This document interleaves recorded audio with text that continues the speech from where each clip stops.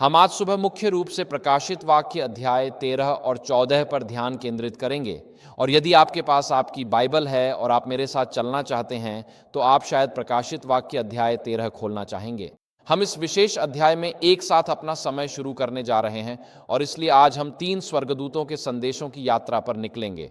जैसे ही हम शुरू करते हैं मैं आपको आमंत्रित करना चाहूँगा कि आप मेरे साथ अपना सिर झुकाएं और हम अपने स्वर्गीय पिता की उपस्थिति को आमंत्रित करें। तो क्या हम प्रार्थना करें? हमारे प्रिय स्वर्गीय पिता, हम आपको धन्यवाद देते हैं कि हमें यहाँ उपासना करने की स्वतंत्रता मिली है। पिता, हम आपको इस कलीसिया के नेताओं, पास्टर साइक्स और भाई विल के लिए धन्यवाद देते हैं जिन्होंने इस सप्त को संभव बनाया है। मैं प्रार्थना करता हूं प्रभु कि आज आपका पवित्र आत्मा हम पर सामर्थ्य के साथ उतरे। प्रभु, हम आपकी आवाज को अपने दिलों से बोलते हुए सुनना चाहते हैं। प्रभु, हम प्रचारकों को सुनने नहीं आते बल्कि हम यीशु की आवाज सुनने आते हैं। और इसलिए पिता, मैं अब आपसे प्रार्थना करता हूं कि आप इस संसार की आवाज़ों को शांत कर दें, कि आप हमारे मन से उन्हें दूर कर दें। वे चिंताएं, सारी परेशानियां और फिक्रें जो हम इस पूरे सप्ताह ढोते रहे हैं, पिता, प्रार्थना है कि आप उसे वह शांति दें जो मानव समझ से परे है। प्रभु, श्रद्धा से प्रार्थना है कि आप मेरे माध्यम से बोलें ताकि मेरे शब्द आपके सिंहासन से हों और सुनने वालों के दिल दिमाग में धार्मिकता की फसल दें। यीशु के नाम में हम विनम्रता से प्रार्थना करते हैं, आमीन। ठीक है, तो आज का हमारा पहला उपदेश मूल रूप से पहले स्वर्गदूत का संदेश कहलाता है और यही आज हमारे पहले सेवा के लिए हमारी यात्रा होगी। सबसे पहले हम शैतान के अंत समय में परमेश्वर के लोगों पर हमले के बारे में बात करेंगे। फिर हम परमेश्वर के अंत समय के प्रस्ताव को देखेंगे। परमेश्वर दुनिया पर और विशेष रूप से अपने लोगों पर अंत समय के हमले का कैसे जवाब देता है, और आज विशेष रूप से यह पहला होगा, स्वर्गदूत का संदेश। फिर हम अपनी अगली 2 सेवाओं में बाकी 2 स्वर्गदूतों के संदेशों को देखेंगे। तो क्या आपने हाल ही में खबरों में एपस्टीन फाइल्स देखी हैं? ये हर जगह छाया हुआ है ना? और ऐसा लगता है कि हर गुजरते दिन के साथ हम पतन के नए गहराइयों में जा रहे हैं। ये सिर्फ बाल तस्करी की बात नहीं है। अब हम बच्चों की बलि, बच्चों को खाने और उनके खून को पीने की बात कर रहे हैं। और हम बच्चों को यातना देने की भी बात कर रहे हैं ताकि उनके खून में एड्रेनालिन बढ़ जाए, इससे पहले कि हमारे समाज के अभिजात वर्ग उसे पिएं। और जब मैं एप्स्टीन फाइल्स पर कुछ समाचार रिपोर्ट्स देख रहा था तो मुझे यह बात सबसे ज़्यादा चौंकाने वाली लगी कि आज हमारे समाज में एक वैश्विक अभिजात वर्ग है जिनकी गिरी हुई इच्छाओं पर कोई लगाम नहीं है और उन्होंने खुद को मूल रूप से शैतान और उसकी सत्ता के हवाले कर दिया है। और हम दुनिया के कुछ सबसे बड़े बैंक मालिकों और बैंकरों, दुनिया के कुछ शीर्ष राजनेताओं, सबसे शक्तिशाली मीडिया मालिकों, सोशल मीडिया दिग्गजों, कॉरपोरेट उद्योग के दिग्गजों आदि की बात कर रहे हैं। और मुझे एहसास हुआ कि आज हमारे समाज में एक ऐसा वर्ग है जो किसी भी नैतिक सीमा के बाहर काम करता है और किसी भी कानूनी दायरे के बाहर काम करता है, और वे किसी के प्रति जवाबदेह नहीं हैं, चाहे कितनी भी बातें सामने आ चुकी हों। ऐसा लगता है कि इन भयानक अपराधों के लिए किसी को भी गिरफ्तार या आरोपित नहीं किया जाएगा। और आप समझते हैं कि आज की दुनिया के अभिजात वर्गों के बीच शैतान बहुत प्रत्यक्ष और सक्रिय भूमिका निभा रहा है। ये एप्स्टीन फाइलें खुलासा कर रही हैं कि शैतान एक गरजते शेर की तरह है जो निगलने के लिए शिकार ढूंढ रहा है। हम प्रकाशित वाक्य की पुस्तक अध्याय 12 और पद 12 में पढ़ते हैं कि शैतान स्वर्ग से निकाले जाने पर क्रोधित है और वह बड़े क्रोध के साथ पृथ्वी पर आ गया है, क्योंकि वह जानता है कि उसका समय कम है। और यीशु ने मत्ती 7 और मरकुस 12 और 13 में चेलों से स्पष्ट रूप से कहा था कि झूठे भविष्यवक्ता उठेंगे और शाम के समय धोखा देने की कोशिश करेंगे। ईश्वर के चुने हुए बहुत ही विशिष्ट लोग। और पौलुस ने प्रेरितों के काम 20:29 में हमें स्पष्ट किया कि विश्वासियों की पंक्तियों के भीतर से झूठे शिक्षक उठेंगे। और यूहन्ना ने अपनी पहली पत्री अध्याय 2 में स्पष्ट किया कि मसीह विरोधी की आत्मा पहले से ही विकसित हो रही थी और बढ़ रही थी। प्रारंभिक कलीसिया के समय में। और इसलिए यदि हम पवित्र शास्त्र का संक्षिप्त अवलोकन करें तो हमें एहसास होता है कि शैतान पृथ्वी पर हर उस चीज को नष्ट करने के लिए काम कर रहा है जो अच्छी है। वह मसीह के अनुयायियों को नष्ट करने के लिए काम कर रहा है। शैतान इन छोटे बच्चों में जिन्हें तस्करी कर लाया गया है, अगवा किया गया है और जिनके साथ घृणित कार्य किए गए हैं, उनमें परमेश्वर की छवि को नष्ट करने की कोशिश कर रहा है। शैतान दुष्टात्माओं, प्राकृतिक आपदाओं, झूठे शिक्षकों, मसीहाओं और भविष्यवक्ताओं द्वारा कार्य करता है। वह नास्तिक शक्तियों और उन शासकों का उपयोग करता है जो परमेश्वर को त्याग अपनी इच्छाओं का पालन करते हैं।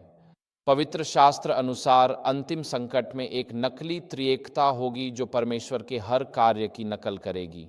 हम इसे विशेष रूप से प्रकाशित वाक्य अध्याय 13 में देखते हैं।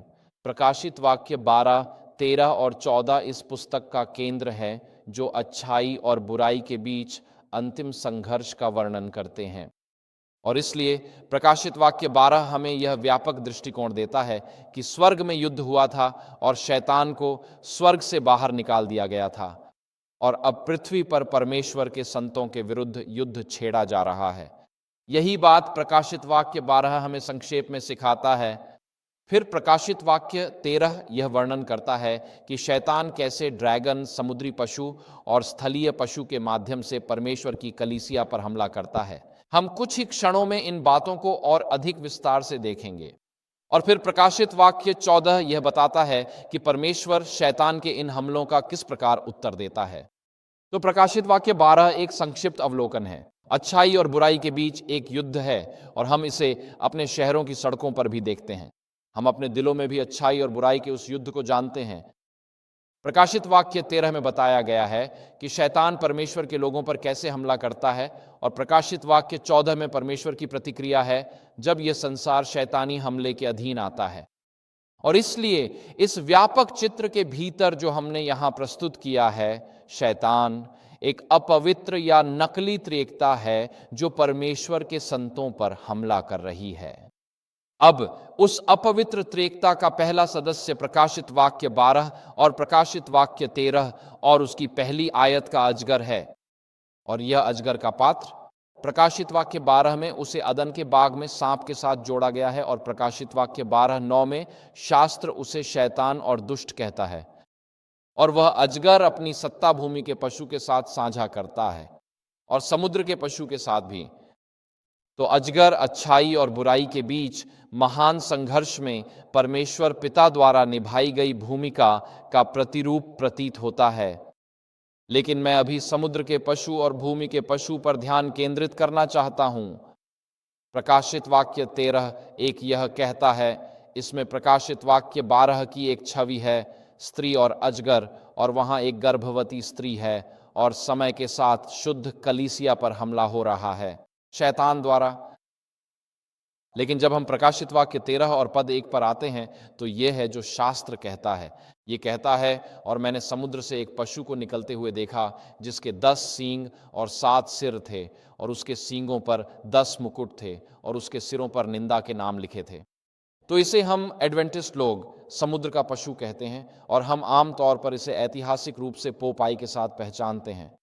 अब जब आप इसका वर्णन देखते हैं, हमारे पास एक पशु है जिसके 7 सिर और 10 सींग हैं और हम खुद से पूछते हैं, क्या हमने इसे पहले देखा है? और इसका उत्तर है हाँ, बिल्कुल देखा है।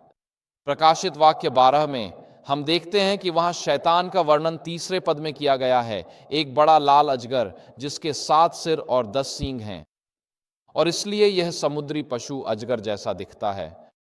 इसके 7 सिर हैं और इसके 10 सींग हैं। यूहन्ना 14:9 में यीशु कहते हैं, यदि किसी ने मुझे देखा है तो उसने पिता को देखा है। और इसी तरह जब हम समुद्री पशु को देखते हैं तो हम पाते हैं कि समुद्री पशु उसी तरह अजगर के समान है जैसे मसीह अपने स्वर्गीय पिता के समान है। यदि आपने मसीह को देखा है तो आपने पिता को देखा है।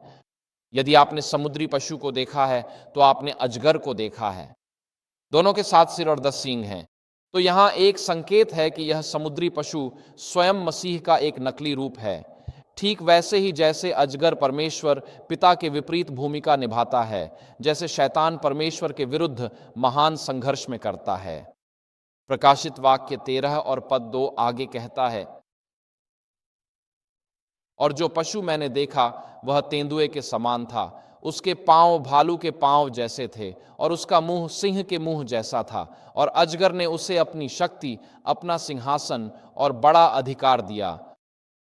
यह पद हमें बताता है कि समुद्री पशु को उसका अधिकार अजगर से मिलता है, जो हमें याद दिलाता है कि यीशु ने मत्ती 28:18 में क्या सिखाया था, जहां यीशु ने कहा, स्वर्ग और पृथ्वी पर सारा अधिकार मुझे दिया गया है। यीशु ने अपना अधिकार किससे प्राप्त किया था? अपने स्वर्गीय पिता से। और इसी तरह समुद्री पशु को उसका अधिकार अजगर से मिलता है।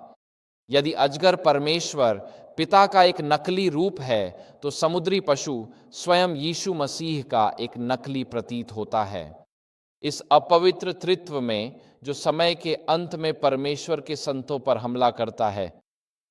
अगला पद प्रकाशित वाक्य 13:3 ये कहता है, उसकी एक सिर को मानो घातक घाव लगा था, लेकिन उसका प्राण घातक घाव भर गया था। आश्चर्यचकित होकर पूरी पृथ्वी उस पशु के पीछे हो ली। और इस खंड में प्रेरित यूहन्ना नहीं चाहता कि हम समुद्री पशु की इस नकली सेवकाई के बारे में एक महत्वपूर्ण बात को नजरअंदाज करें। प्रकाशित वाक्य 13:8 में यह यीशु मसीह का वर्णन करता है।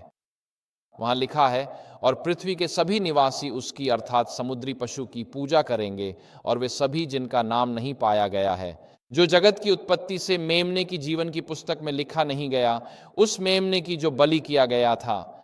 अब मैंने उसे वहां स्क्रीन पर लाल रंग में दिखाया है, आप देख सकते हैं। वह वाक्यांश जो बलि किया गया बिल्कुल वही वाक्यांश है, और वह यीशु मसीह की ओर संकेत करता है। यह बिल्कुल वही वाक्यांश है। यूनानी भाषा में जैसे समुद्री पशु के सिरों में से एक को मृत्यु का घाव मिलता है, यह वही शब्द है जो वहां उपयोग हुआ है। यह हमें क्या बताता है? यह हमें बताता है कि जैसे यीशु को संसार की उत्पत्ति से ही बलि किया गया था और वह फिर से जी उठे, वैसे ही यह समुद्री पशु भी मृत्यु का अनुभव करता है या मृत्यु का अनुभव होता हुआ प्रतीत होता है और फिर अपनी ही पुनरुत्थान का सामना करता है। तो एक बार फिर यह समुद्री पशु यीशु मसीह की नकल के रूप में और अधिक दिखाई देने लगा है। मसीह यीशु ने अपनी सत्ता अपने पिता से प्राप्त की थी। समुद्री पशु अपनी सत्ता अजगर से प्राप्त करता है। अगर आपने यीशु को देखा है तो आपने पिता को देखा है। अगर आपने समुद्री पशु को देखा है तो आपने शैतान को देखा है। आप देखते हैं कि यीशु को संसार की उत्पत्ति से ही बलि किया गया था, लेकिन उनका पुनरुत्थान हुआ और यह समुद्री पशु भी ऐसा प्रतीत होता है जैसे उसे भी बलि किया जा रहा है। यहाँ यूनानी भाषा में वही क्रिया शब्द उपयोग हुआ है। तो समुद्री पशु भी मृत्यु का अनुभव करता है और फिर पुनरुत्थान जैसे यीशु मसीह ने किया था। मसीह और फिर प्रकाशित वाक्य 13:4 में लिखा है, उन्होंने अजगर की पूजा की क्योंकि उसने पशु को अपनी सत्ता दी थी, और उन्होंने पशु की भी पूजा की, कहते हुए, पशु के समान कौन है और उसके विरुद्ध कौन युद्ध कर सकता है। अब इस अंश में यह वाक्यांश है, पशु के समान कौन है, जो लगभग एक नाम के समान है यीशु के लिए, जो कि मिकाएल है, जिसका अर्थ है परमेश्वर के समान कौन है। और इस प्रकार एक बार फिर हम देखते हैं कि समुद्री पशु यीशु मसीह की लगभग एक प्रतिच्छवि है। यीशु के लिए एक नाम है मिकाएल, जिसका अर्थ है परमेश्वर के समान कौन है, और यह वाक्यांश समुद्री पशु के समान कौन है लगभग एक समानांतर वाक्यांश है जिसका उपयोग किया जा रहा है। और फिर प्रकाशित वाक्य 13:5 में हम देखते हैं कि समुद्री पशु को एक निश्चित समय के लिए अधिकार दिया गया था। प्रकाशित वाक्य 13:5 में यह लिखा है, इस समुद्री पशु को एक मुंह दिया गया था जो घमंडी और निंदात्मक बातें बोलता था, और उसे अधिकार करने की अनुमति दी गई थी। कितने समय के लिए? 42 महीने। अब हम एडवेंटिस्ट के रूप में समझते हैं कि इसका मुख्य अर्थ 42 महीने 1260 दिनों की अवधि है, जो 3 समय और आधे समय के बराबर है। और पोप सत्ता के 1260 दिन 538 से 1798 ईस्वी तक। हम इसे इसलिए समझते हैं क्योंकि प्रलयवाणी की भविष्यवाणी में एक दिन वास्तविक समय के 1 वर्ष के बराबर होता है। हम एडवेंटिस्ट के रूप में इसे समझते हैं, लेकिन अगर आप इसे एक और दृष्टिकोण से देखें तो यीशु मसीह की पृथ्वी पर सेवा काल कितने समय का था? 3.5 साल। यह पतझड़ 27 ईस्वी से लेकर फसह 31 ईस्वी तक था। यह 3.5 साल की अवधि है। और इसी तरह यह समुद्री पशु अपनी सत्ता अजगर से प्राप्त करता है, जैसे यीशु ने अपनी सत्ता पिता से प्राप्त की थी। अगर आप समुद्री पशु को देखते हैं तो आप अजगर को देखते हैं। अगर आप यीशु को देखते हैं तो आपने हमारे स्वर्गीय पिता को देखा है। मसीह के नामों में से एक है जो परमेश्वर के समान है, और समुद्री पशु के बारे में यह वाक्यांश है जो अजगर के समान है। इस पशु पर और यीशु को संसार की उत्पत्ति से ही बलि किया गया था और उसका पुनरुत्थान हुआ, और यह समुद्री पशु भी ऐसा लगता है जैसे उसे भी बलि किया जा रहा है। और अब हम पाते हैं कि यीशु की पृथ्वी पर 42 महीनों की वास्तविक सेवा काल था, और इस समुद्री पशु को भी 42 महीनों के लिए अधिकार दिया गया है, उसे संसार पर राज्य करने का समय दिया गया है। तो संक्षेप में कहें तो जहां अजगर ईश्वर पिता का एक प्रतिरूप है, वहीं समुद्री जीव ईश्वर का एक प्रतिरूप है, पुत्र समुद्री दानव। चलने फिरने, दिखने और बोलने में यीशु मसीह की तरह है, लेकिन वास्तव में वह उन सभी मूल्यों का विकृत रूप है जिनके लिए यीशु आदर्श हैं। और वह समुद्री दानव, जैसा कि हम जानते हैं, पोपशाही है, एक ईश निंदा करने वाली शक्ति, यानी कड़ाई से कहें तो भविष्यवाणी का मसीह विरोधी। और इसलिए ये आश्चर्य की बात नहीं है कि मसीह विरोधी कई मायनों में सच्चे मसीह नासरत के यीशु की तरह दिखता है। और फिर हम पद 11 पर आते हैं। यहाँ हम समुद्री दानव से आगे बढ़ते हैं, माफ कीजिए, भूमि के दानव की ओर। और भूमि के दानव के बारे में यह कहा गया है, फिर मैंने देखा कि एक और दानव पृथ्वी से ऊपर उठा। उसके 2 सींग मेमने जैसे थे और वह अजगर की तरह बोलता था।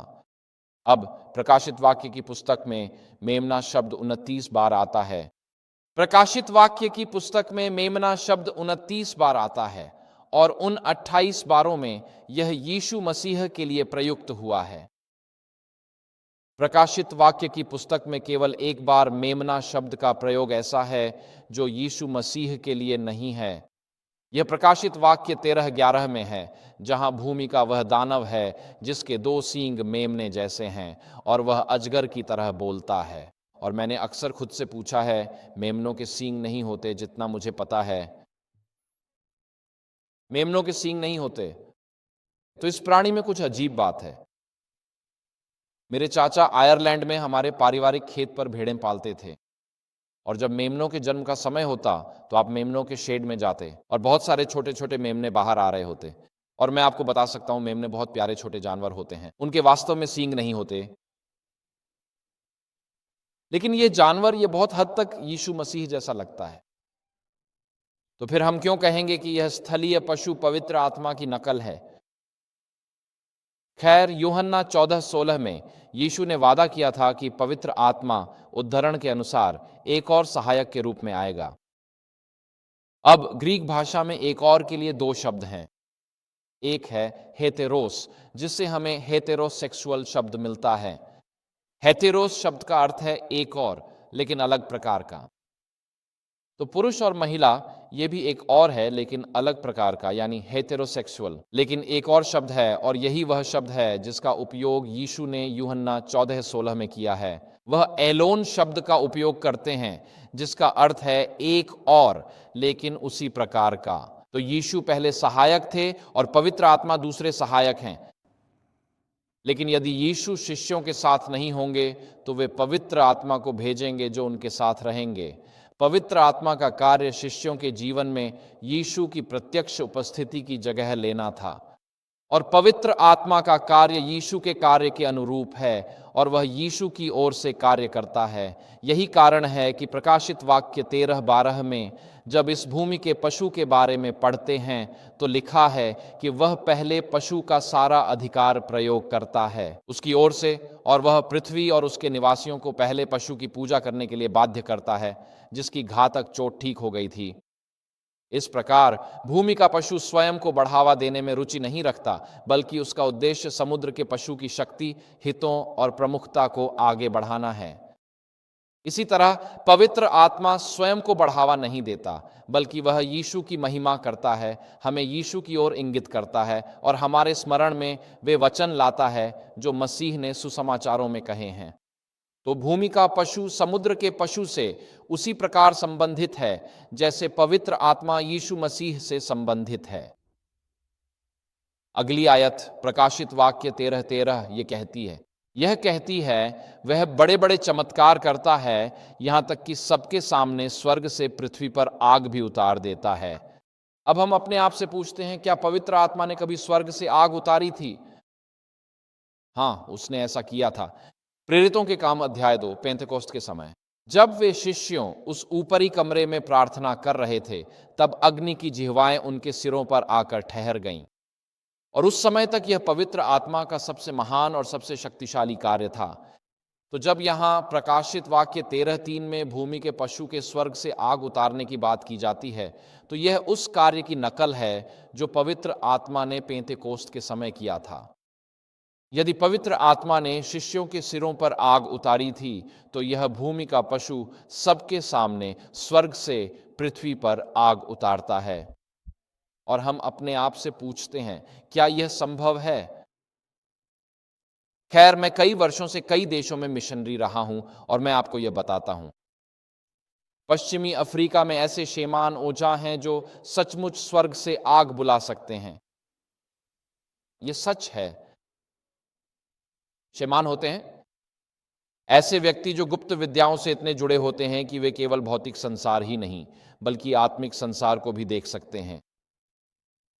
2 राजा अध्याय 5 में जब गेहाजी आता है और वह सीरिया की सेनाओं को दोथान नगर के चारों ओर देखता है, तब एलीशा आता है और गेहाजी डर जाता है। उसे केवल सीरिया की सेनाएं ही दिखाई देती हैं जो उन पर हमला करने आ रही हैं। और एलीशा कहता है, वह प्रार्थना करता है, हे प्रभु, उसकी आंखें खोल कि वह देख सके कि हमारे साथ उनसे अधिक हैं जो हमारे विरुद्ध हैं। और लिखा है, प्रभु ने सेवक की आंखें खोल दी और उसने देखा कि पहाड़ घुड़सवारों और अग्निमय रथों से जीवित हैं। क्या आपको वह कहानी याद है? अब एलीशा ने यह नहीं कहा, हे प्रभु मेरी आंखें खोल कि मैं देख सकूं। एलीशा ने कहा, उसकी आंखें खोल कि वह देख सके।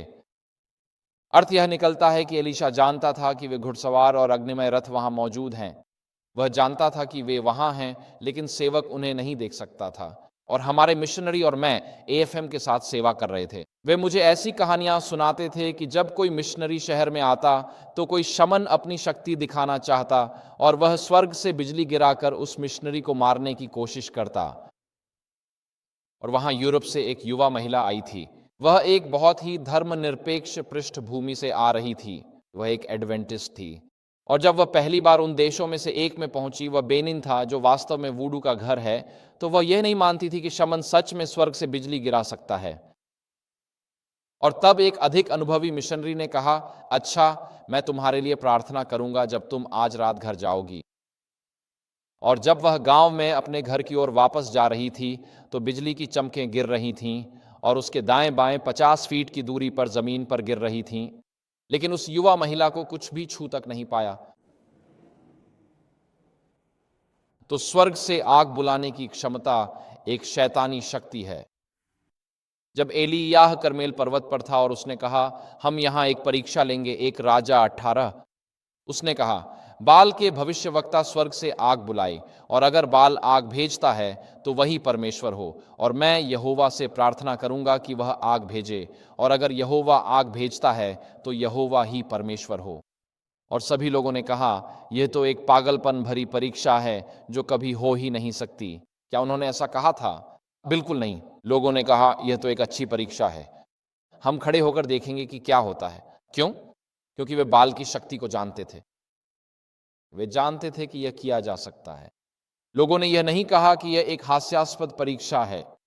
कल्पना कीजिए, अगर एक नामांकन समिति या बोर्ड यह तय नहीं कर पा रहा हो कि मान लीजिए मुख्य प्राचीन कौन होगा। यह एक काल्पनिक उदाहरण है और इसलिए हम चर्च के सामने खड़े होकर कहेंगे, ठीक है, इस प्राचीन को प्रार्थना करने दो कि स्वर्ग से आग आए और इस ब्रेड की रोटी को जला दे। इस प्राचीन को प्रार्थना करने दो और जो भी स्वर्ग से आग बुला ले वही मुख्य प्राचीन बने। ज्यादातर लोग कहेंगे कि अगुआ चुनने का यह हास्यास्पद तरीका है, पर जब एलियाह ने कहा, जो स्वर्ग से आग बुलाए वही परमेश्वर है, सभी ने कहा कि यह एक अच्छा परीक्षण है, क्योंकि वे अंधकार की शक्तियों को जानते थे। और वे शक्तियां आज भी हमारे संसार में मौजूद हैं।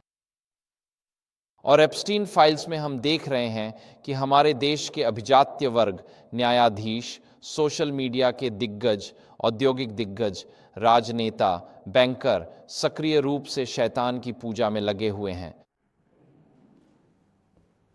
अगर हमारे अभिजात्य वर्ग शैतान की पूजा में लगे हुए हैं और वे इससे बच निकलते हैं, उसके साथ होने वाली सारी मानवीय तबाही के बावजूद, तो यह एक ईसाई राष्ट्र नहीं है।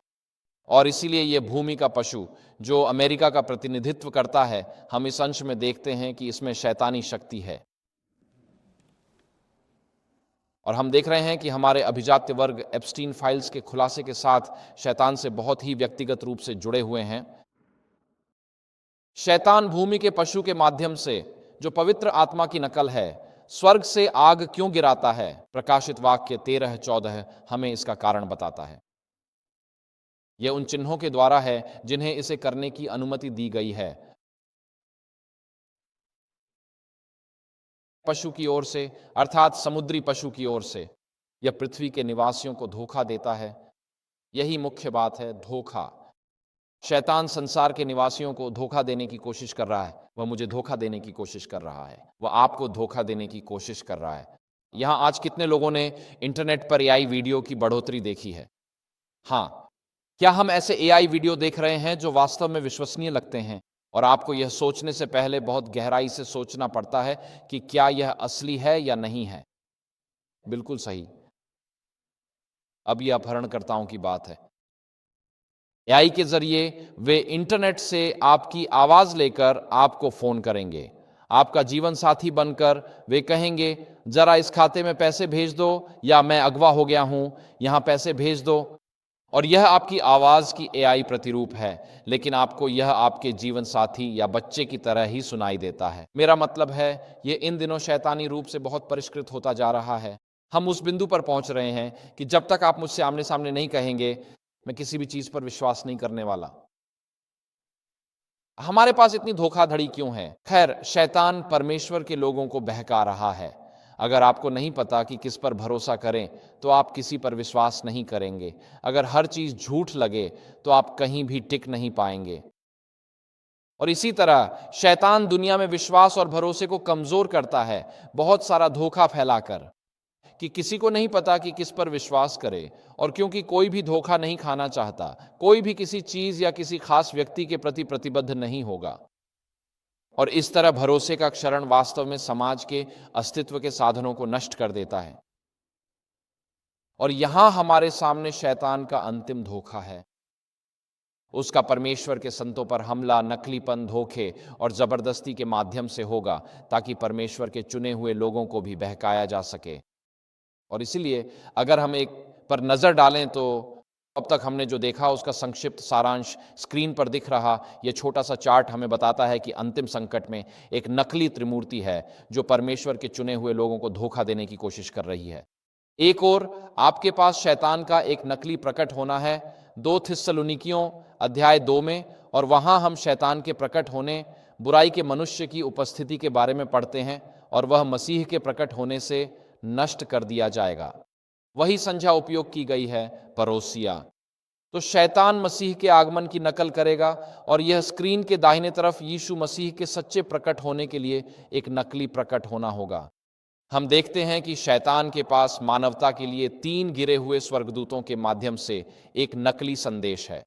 प्रकाशित वाक्य 16 में अंतिम 7 विपत्तियों में से छठी में हम पढ़ते हैं कि शैतान 4 और 3 गिरे हुए आत्माओं को भेजता है जो दुष्ट आत्माओं के समान हैं, और उनका संदेश है कि वे संसार की जातियों को परमेश्वर सर्वशक्तिमान के विरुद्ध युद्ध के लिए इकट्ठा करें। तो परमेश्वर 3 स्वर्गदूतों को भेजता है ताकि लोग सच्चे परमेश्वर की आराधना करें, और शैतान 3 दुष्ट आत्माओं को भेजता है ताकि वे जातियों को परमेश्वर के विरुद्ध युद्ध के लिए इकट्ठा करें। क्या आप यहां बात को समझ रहे हैं?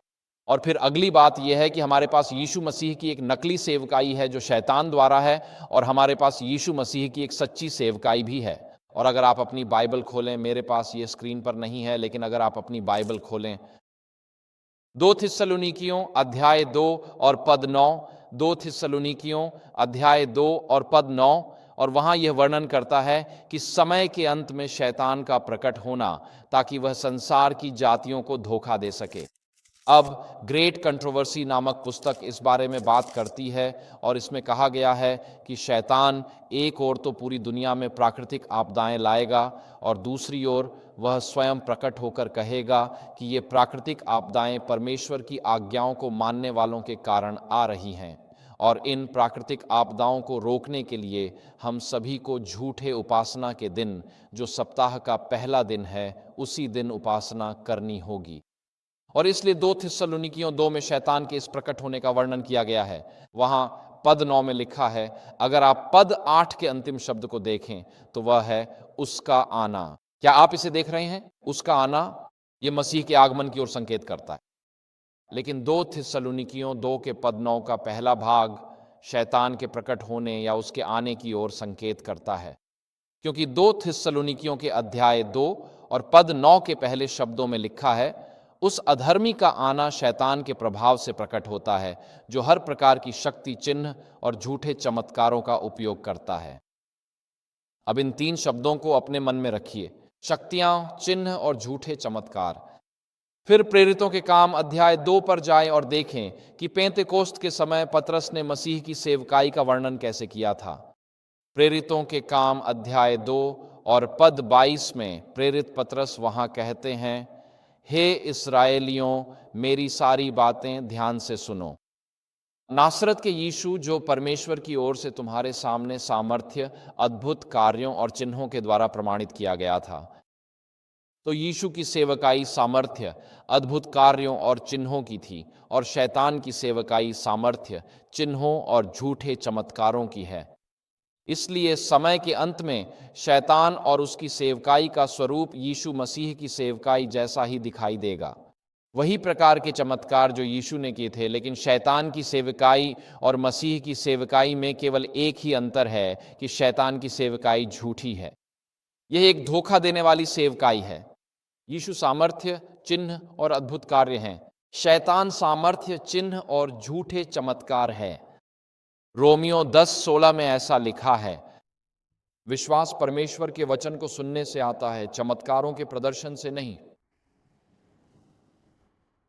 विश्वास तब आता है जब परमेश्वर मानव हृदय पर कार्य करता है। विश्वास परमेश्वर के वचन को सुनने से आता है, और यही हम रोमियो 10 पद 14, 15 और 16 में पढ़ते हैं। विश्वास चमत्कारों के प्रदर्शन पर निर्भर नहीं करता, क्योंकि आप नहीं जानते कि वह चमत्कार किसने किया। भारत में मिशनरियों से कोई कहे कि मेरा बच्चा मर रहा है, क्या आप उसके लिए प्रार्थना करेंगे? AFM में हम मिशनरियों को मना करते थे कि बच्चे के लिए खुद प्रार्थना न करें। आप परिवार से पूछते हैं, क्या आपने पहले ही हिंदू मंदिर में पूजा कर ली है? क्या आपने काली, गणेश या विष्णु के लिए उपचार संबंधी अनुष्ठान किए हैं? हाँ, मैंने किया है। तो ऐसे में मैं आपके बच्चे के लिए प्रार्थना नहीं करूंगा। हमारा परमेश्वर ईर्ष्यालु है और अपनी महिमा किसी से नहीं बांटता। यदि मैं यीशु और आप विष्णु से प्रार्थना करें और बच्चा ठीक हो जाए, तो महिमा किसे मिलेगी? इसलिए अंत समय में शैतान झूठे चिन्हों और चमत्कारों की सेवा लाया है, जो मसीह की सामर्थ्य और चिन्हों वाली सेवा की एक नकल है। यानी अपना विश्वास चमत्कारों पर न टिकाएं, विश्वास न खोएं अगर परमेश्वर ने काम नहीं किया। आपके लिए एक चमत्कार, जैसे कि चंगाई का चमत्कार, उदाहरण के लिए अगर आपके परिवार का कोई सदस्य बीमार है, यह विश्वास खोने का कारण नहीं है, क्योंकि विश्वास भौतिक चमत्कारों पर आधारित नहीं है। और इसलिए हमारे पास यहाँ शैतान द्वारा यीशु मसीह की एक नकली सेवा है, और सुसमाचारों में हमारे पास यीशु मसीह की एक सच्ची सेवा है। प्रकाशित वाक्य 13 में हमारे पास एक नकली त्रिमूर्ति है, शैतान, स्थल पशु और समुद्री पशु, और शास्त्रों में हमारे पास सच्चा परमेश्वरत्व है। प्रकाशित वाक्य 13 एक में पिता के लिए एक नकली रूप है, वह है शैतान, अजगर, और यही हमारे स्वर्गीय पिता का नकली रूप है। समुद्री पशु परमेश्वर पुत्र अर्थात यीशु मसीह का नकली रूप है, और स्थल पशु पवित्र आत्मा का नकली रूप है। और जो अंतिम वर्षा हमें योएल अध्याय 2 और जकरयाह अध्याय 10 में प्रार्थना करने के लिए कहा गया था, वही अंतिम वर्षा है। यीशु के लौटने से पहले की फसल का एक शैतानी नकली रूप होगा, जब समुद्री पशु स्वर्ग से आग बरसाएगा। अंत में अपनी आंखों देखी पर विश्वास न करें। CNN, फॉक्स या इंटरनेट पर होने का मतलब सच होना नहीं है। जॉर्ज वॉशिंगटन ने चेतावनी दी थी कि इंटरनेट पर जो कुछ भी पढ़ते हो उस पर पूरा विश्वास मत करो।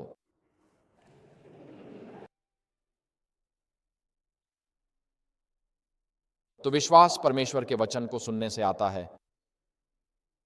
और यदि हमें इन अंतिम धोखाधड़ियों का सामना करना है जो आपको अनंत जीवन से वंचित करने के लिए बनाई गई हैं, तो हमें व्यक्तिगत रूप से परमेश्वर के वचन में समय बिताने की आवश्यकता है। हम यहाँ सिर्फ एडवेंटिस्ट बनकर नहीं आए हैं, और न ही इसलिए कि हमारे माता पिता या जीवन साथी हमें यहाँ देखना चाहते हैं, या शायद हम यहाँ किसी साथी की तलाश में हैं। मैंने देखा है कि जब युवा बड़े होते हैं तो वे 3 चरणों से गुजरते हैं। पहला चरण है, मैं किससे शादी करूंगा। दूसरा चरण है, कौन मुझसे शादी करेगा। तीसरा चरण, क्या कोई मुझसे शादी करेगा। तो लोग आमतौर पर बड़े होते समय इन 3 चरणों से गुजरते हैं। मेरे पिता डबलिन में पादरी थे और वे मूल रूप से मछली और चिप्स के पैकेटों पर ही जी रहे थे, जो इंग्लैंड में पारंपरिक श्रमिक वर्ग का भोजन है। और सम्मेलन अध्यक्ष मुझसे मिलने आए और बोले, पादरी वाइनी कहते हैं अगर आप शादी नहीं करेंगे तो आप भूखे मर जाएंगे। तो मेरे पिता को जाकर शादी करनी पड़ी और उन्होंने वही किया, वगैरह वगैरह। खैर, मुझे नहीं पता कि मैंने अपने से वह छोटी सी बात क्यों साझा की या अपने अतीत से, लेकिन बात यह है कि इस दुनिया पर एक धोखा आने वाला है जो परमेश्वर के चुने हुए लोगों को भी बहकाने की कोशिश कर रहा है। इसका मतलब है कि शैतान ने आपको अपने निशाने पर ले लिया है, और शैतान आपसे जो छीनना चाहता है वह है अनंत जीवन का उपहार। अब जब आप 16 साल के होते हैं तो आपको लगता है कि ज़िंदगी हमेशा चलती रहेगी। जब आप 18 के होते हैं तब भी आपको लगता है कि ज़िंदगी हमेशा चलती रहेगी। लेकिन जब आप लगभग 30 के होते हैं और आपका शरीर थोड़ा ढलने लगता है तो आपको एहसास होने लगता है कि ज़िंदगी वाकई थोड़ी सी है। फिर आप 40 के हो जाते हैं और आपको पता चलता है कि अब आपको हर साल कुछ मेडिकल टेस्ट करवाने चाहिए। फिर आप 50 के हो जाते हैं और डॉक्टर कहते हैं, भाई वाइन, अब समय आ गया है, आपको हर कुछ साल में एक खास टेस्ट करवाना चाहिए। और आप मेडिकल चेकअप के लिए जाना डरने लगते हैं, क्योंकि डॉक्टर बार बार कहते हैं, भाई या फलां फलां, अब समय आ गया है, अब आपको यह प्रक्रिया या वह प्रक्रिया शुरू करनी चाहिए। हमें अब आपके PSA स्तर या उस समय जो भी ज़रूरी हो उसकी निगरानी शुरू करनी होगी। और जितने बड़े होते जाते हैं उतनी जल्दी आपको एहसास होता है कि ज़िंदगी कितनी तेज़ी से बीत रही है। और भजनकार कहता है, हमें हमारे दिनों की क्षणभंगुरता सिखाओ ताकि हम बुद्धि प्राप्त कर सकें। कि जब हमें एहसास हो जाता है कि समय कम है तो हम भौतिक वस्तुओं की नहीं बल्कि स्वर्गीय बुद्धि की तलाश करते हैं, और जीवन में एक मोड़ आता है। युवाओं के पास अभी वह बुद्धि नहीं होती, लेकिन जैसे जैसे आप जीवन में आगे बढ़ते हैं और आप जानते हैं, मेरी पत्नी और मैं, मेरा बेटा तब पैदा हुआ था जब मैं 30 साल का था, और जब वह 20 साल का हुआ मैं 50 का हो गया, और मैंने सोचा पिछले 20 साल कहाँ चले गए। क्योंकि जब आपके बच्चे होते हैं तो समय फास्ट फॉरवर्ड या डबल फास्ट फॉरवर्ड या वॉर्प स्पीड में चला जाता है, और जब आप उन 20 सालों को पीछे मुड़कर देखते हैं तो सोचते हैं, काश मुझे वे पूरे 20 साल फिर से मिल जाते। और बात यह है कि जैसे जैसे आप बड़े होते जाते हैं, अनंतता और भी अधिक कीमती हो जाती है, और शैतान जो आपसे और मुझसे छीनने की कोशिश कर रहा है वह है अनंत जीवन का उपहार। और अनंत जीवन एक अत्यंत कीमती उपहार है। यह हमारी कल्पनाओं से भी परे है। न आँखों ने देखा, न कानों ने सुना, न इंसानी दिल ने सोचा जो परमेश्वर ने अपने प्रेमियों के लिए रखा है। परमेश्वर ने हमारे लिए कल्पना से परे चीज़ें बनाई हैं, और शैतान उन्हें रोकने की पूरी कोशिश कर रहा है। तो जब हम शैतान, अजगर, समुद्री पशु और स्थलीय पशु के इस हमले को देखते हैं तो वे परमेश्वर पिता, परमेश्वर पुत्र और परमेश्वर पवित्र आत्मा की नकल हैं। हम समझते हैं कि हम अत्यंत शक्तिशाली बलों के खिलाफ एक युद्ध लड़ रहे हैं। तो परमेश्वर इसका उत्तर कैसे देते हैं? परमेश्वर इसका उत्तर कैसे देते हैं? तो परमेश्वर की अंत समय की पुकार क्या है? परमेश्वर इन अंतिम धोखों का उत्तर एक मरती हुई दुनिया के लिए दया के 3 संदेशों के साथ देते हैं। एक मरती हुई दुनिया के लिए दया के 3 संदेश हैं। हम अभी केवल पहले संदेश को देखेंगे। हमारी अगली 2 सेवाओं में हम बाकी 2 संदेशों को देखेंगे। लेकिन पहला संदेश प्रकाशित वाक्य 14 पद 6 से 7, अगर आप अपनी बाइबल में देखना चाहें तो स्वतंत्र महसूस करें। हम इस मौसम के बाकी समय में मुख्य रूप से इसी अंश में बने रहेंगे। लेकिन प्रकाशित वाक्य 14, 6 और 7 में यह लिखा है, फिर मैंने एक और स्वर्गदूत को आकाश के बीच में उड़ते हुए देखा, जिसके पास सदा रहने वाली सुसमाचार थी। धरती पर रहने वालों, हर जाति, हर कुल, हर भाषा और हर लोगों को सुनाने के लिए उसने ऊंचे स्वर में कहा, परमेश्वर का भय मानो और उसे महिमा दो, क्योंकि उसके न्याय का समय आ गया है, और उसकी उपासना करो, जिसने आकाश और पृथ्वी, समुद्र और जल के सोते बनाए। यह परमेश्वर का पहला दया का संदेश है उस संसार के लिए जो शैतानी हमले के अधीन है। और हम इसके बारे में क्या कहते हैं? खैर, इस भविष्यवाणी की प्रारंभिक पूर्ति 1840 से 44 के वर्षों में हुई, जिसे हम अब मिलराइट आंदोलन कहते हैं। महान आगमन आंदोलन था जिसने यीशु मसीह के शीघ्र पृथ्वी पर लौटने की घोषणा की, और दुनिया भर में इसकी प्रतिक्रिया अद्भुत थी।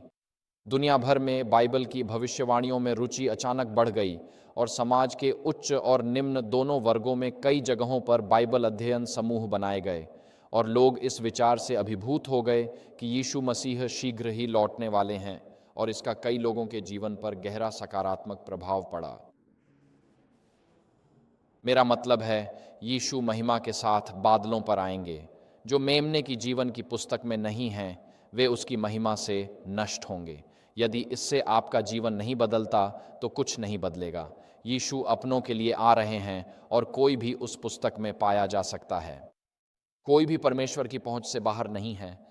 और इस प्रकार पहले स्वर्गदूत के संदेश की घोषणा पर अद्भुत प्रतिक्रिया हुई।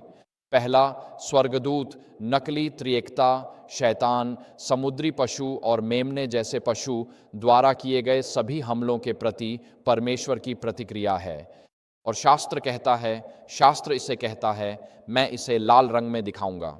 वहां एक और स्वर्गदूत आकाश के बीच में उड़ता हुआ। तो यह स्वर्गदूत शैतान और उसकी धोखाधड़ी के प्रति एक प्रतिक्रिया है, और यह दर्शाता है कि यह परमेश्वर की ओर से दया का अंतिम संदेश है। स्वर्गदूत आकाश के बीच में उड़ रहा है, और उसके पास एक संदेश है जो कहता है, हर राष्ट्र, जाति, भाषा और लोगों के लिए।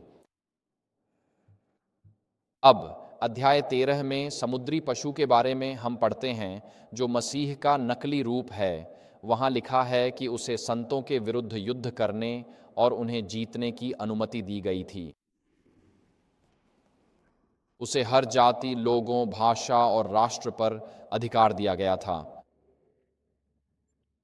तो समुद्री पशु अर्थात पोपाई को हर जाति, राष्ट्र, भाषा और लोगों पर अधिकार है। ये 4 बातें। और इसके जवाब में परमेश्वर अपना पहला स्वर्गदूत भेजता है, और उस स्वर्गदूत के पास हर जाति, राष्ट्र, भाषा और लोगों के लिए एक संदेश है, जिसका अर्थ है कि जहाँ भी शैतान ने अपनी पकड़ बनाई है, वहाँ परमेश्वर के ये संदेश पहुँचेंगे। कि चाहे शैतान जिस भी जाति या राष्ट्र को अपना समझता हो, परमेश्वर के पास उस जाति, उस राष्ट्र या उन लोगों के लिए एक संदेश है। जहाँ भी बुराई पहुँची है, वहाँ अच्छाई भी पहुँचेगी। जहाँ भी शैतान के दावे जड़ पकड़ चुके हैं, वहाँ परमेश्वर की दया की पुकार भी सुनी जाएगी कि अंत समय में कोई भी खोया नहीं जाएगा, कोई भी नहीं खोएगा। उन्हें परमेश्वर का अंतिम दया संदेश सुनने का मौका न मिलने के कारण राष्ट्रपति बुश ने कांग्रेस का no child left behind act पारित किया था, याद है? खैर, यह उससे भी ज़्यादा महत्वपूर्ण है। यह परमेश्वर की ओर से कोई भी जाति पीछे न छूटे आंदोलन है, कि पृथ्वी पर कोई भी जनजाति ऐसी ना हो जिसे परमेश्वर बचाना ना चाहता हो। यह हर प्रकार के नस्लवाद के लिए एक फटकार है। परमेश्वर हर जनजाति, हर भाषा, हर बोली और हर व्यक्ति को महत्व देता है, और परमेश्वर नहीं चाहता कि पृथ्वी पर आज किसी भी जनजाति, भाषा, लोगों या समूहों में से कोई भी नष्ट हो। जहाँ कहीं भी शैतान अपनी पहुँच बनाता है, वहाँ परमेश्वर भी उस परिवार तक पहुँच रहा है। अगर शैतान ने आपके परिवार तक पहुंच बनाई है, तो यह दया का संदेश आपके लिए भी है। एक ऐसे संसार में जो टूटा हुआ है, एक ऐसे संसार में जो अत्याचार के नीचे है, अन्याय और क्रूरता से भरा हुआ है। और दुष्ट आत्माओं की गतिविधियों के बीच परमेश्वर कहता है, मेरा दया का संदेश वहां तक पहुंचेगा जहां भी शैतान की छाप है, वे भी परमेश्वर की आवाज सुनेंगे।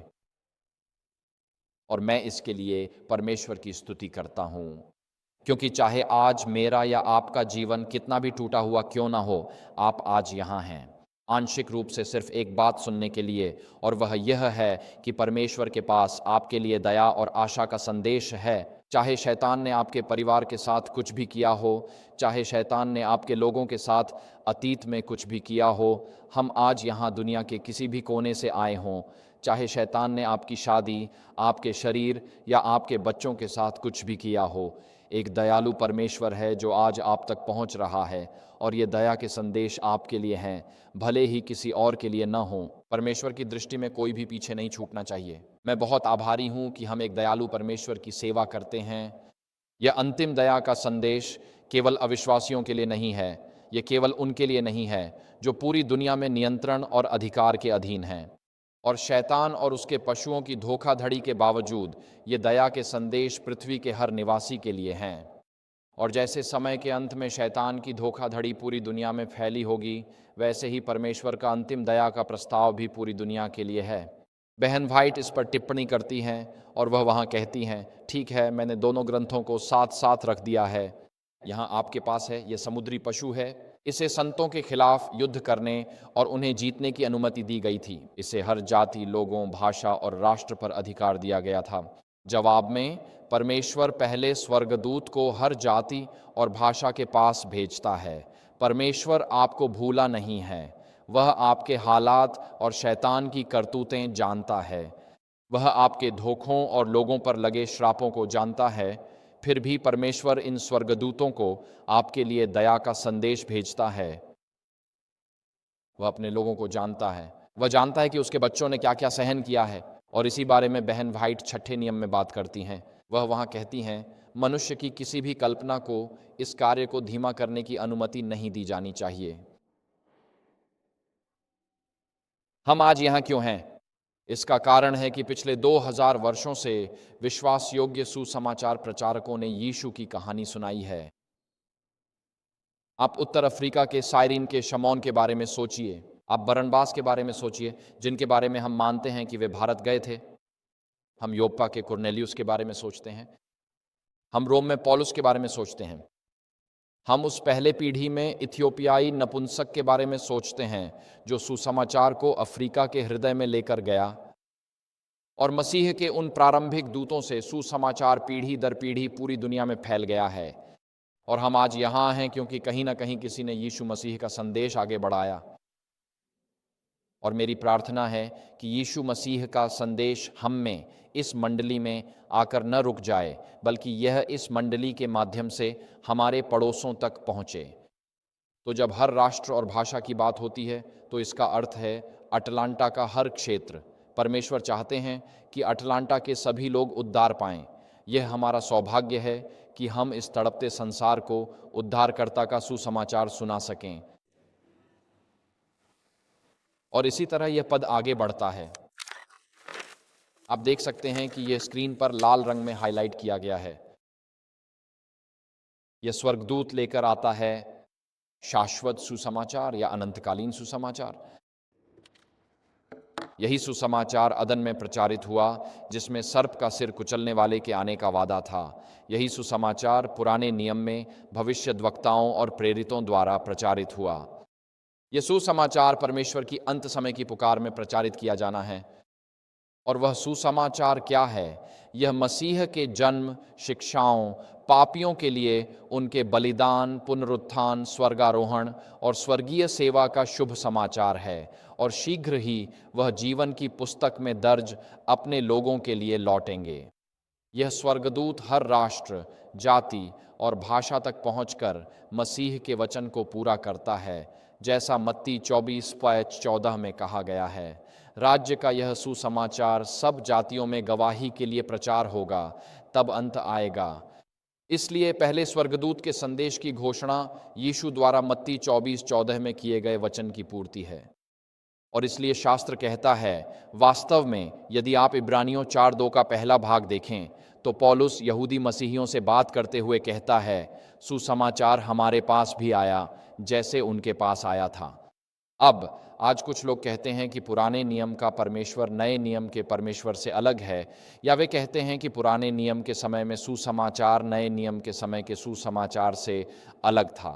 लेकिन प्रेरित पौलुस यहाँ कहता है कि वही सुसमाचार हमारे पास आया, अर्थात प्रेरितों के समय में जैसा कि उनके पास प्रचारित किया गया था। वह जिस बात का उल्लेख कर रहे हैं वह है सीनै पर्वत पर जो हुआ कि परमेश्वर की व्यवस्था सुसमाचार संदेश का अभिन्न अंग है। सुसमाचार में एक उद्धारकर्ता का वादा शामिल है जो उत्पत्ति 3:15 में पाया जाता है। यह सीनै पर्वत पर घोषित हुआ जो व्यवस्थापक को दर्शाता है। यीशु और प्रेरितों ने इसका प्रचार किया। सुसमाचार पापियों के लिए प्रायश्चित करने वाले और शीघ्र आने वाले उद्धारकर्ता का है। बहन व्हाइट ने इस पर मैन्यूस्क्रिप्ट 32 में टिप्पणी की है। वह वहाँ कहती हैं कि स्वर्ग के बीच में उड़ने वाले स्वर्गदूत द्वारा घोषित किया गया संदेश शाश्वत सुसमाचार है, वही सुसमाचार जो अदन में घोषित किया गया था। जब परमेश्वर ने सांप से कहा, मैं तुझ में और स्त्री में और तेरे वंश और उसके वंश में वैर उत्पन्न करूंगा, वह तेरे सिर को कुचलेगा और तू उसकी एड़ी को डसेगा। यहाँ उद्धारकर्ता का पहला वादा था जो युद्ध के मैदान में खड़ा होकर शैतान की शक्ति को चुनौती देगा और उस पर विजय प्राप्त करेगा। मसीहा हमारे संसार में आए ताकि वे परमेश्वर के चरित्र का प्रतिनिधित्व करें जैसा कि उसकी पवित्र व्यवस्था में प्रकट होता है, क्योंकि उसकी व्यवस्था उसके चरित्र की प्रतिलिपि है। मसीह स्वयं व्यवस्था भी थे और सुसमाचार भी। जो स्वर्गदूत अनंत सुसमाचार का प्रचार करता है वह परमेश्वर की व्यवस्था का भी प्रचार करता है, क्योंकि उद्धार का सुसमाचार मनुष्यों को व्यवस्था के पालन की ओर ले जाता है, जिसके द्वारा उनका चरित्र दिव्य स्वरूप के अनुसार ढलता है। और इसलिए आप यह नहीं कह सकते, मैं एक सुसमाचार मसीही हूँ, और परमेश्वर की व्यवस्था को नकार दें, क्योंकि व्यवस्था स्वयं परमेश्वर के चरित्र की अभिव्यक्ति है। विश्वास के द्वारा धर्मी ठहराया जाना केवल यह नहीं है कि जब हमें धर्मी ठहराया जाता है तो हमें हमारे पापों से निर्दोष घोषित किया जाता है, बल्कि इसका अर्थ इससे कहीं अधिक है। धर्मी ठहराने का अर्थ 1888 के संदेश को देखें। धर्मी ठहराने का अर्थ है धर्मी बनाना। परमेश्वर वही प्रदान करता है जिसकी पापी को कमी होती है। ये केवल एक कानूनी घोषणा नहीं है कि अब आप निर्दोष हैं। विश्वास के द्वारा धर्मी ठहराया जाना यह भी अर्थ रखता है कि परमेश्वर पापी को भीतर से बदल देता है।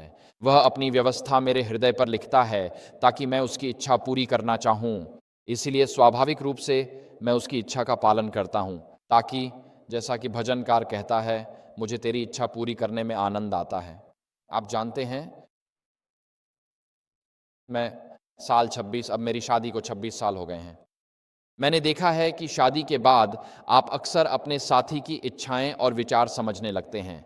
क्या किसी और को भी ऐसा महसूस होता है? शुरुआत में हम संवाद पर जोर देते हैं, क्योंकि तब दूसरे की सोच जानना ज़रूरी होता है। 26 साल की शादी के बाद हमें ज़्यादा बोलने की ज़रूरत नहीं पड़ती, क्योंकि हम एक दूसरे की सोच समझते हैं। मैं यह नहीं कह रहा कि संवाद बंद कर दें, पर आप समझ जाते हैं। हमारी शादी के पहले साल अगर कोई पूछता, कोरीन क्या अगले गुरुवार हमारे घर आएंगी, तो मैं तुरंत हाँ कह देता। मैं जाकर अपनी पत्नी से कहता, हमने अगले हफ्ते गुरुवार की रात किसी के यहाँ जाने का तय किया है। और वह कहती, तुमने क्या किया? वह कहती है, क्या तुम्हें पता नहीं कि हमारे घर में गुरुवार की रात सब्त की तैयारी की रात होती है? ओ हाँ, मैंने ऐसा ही किया, मैं भूल गया था। वह बोली, बिना पूछे वादा क्यों किया? अब 26 साल बाद मैंने सीखा कि पूछना ही बेहतर है। अब मुझे पत्नी से पूछना नहीं पड़ता, क्योंकि गुरुवार सब्त की तैयारी का समय है। मैं कह देता हूँ, यह मुमकिन नहीं है। शायद मंगलवार ठीक है, क्योंकि बुधवार प्रार्थना सभा होती है। मंगलवार ही हफ्ते की इकलौती रात है जब हम फुर्सत में होते हैं। और जैसे जैसे आप किसी के साथ जीवन में चलते हैं, आप उनकी प्रकृति को जानने लगते हैं, वे आपकी प्रकृति को जानने लगते हैं। आप उनकी झलक दिखाने लगते हैं और वे आपकी झलक दिखाने लगते हैं।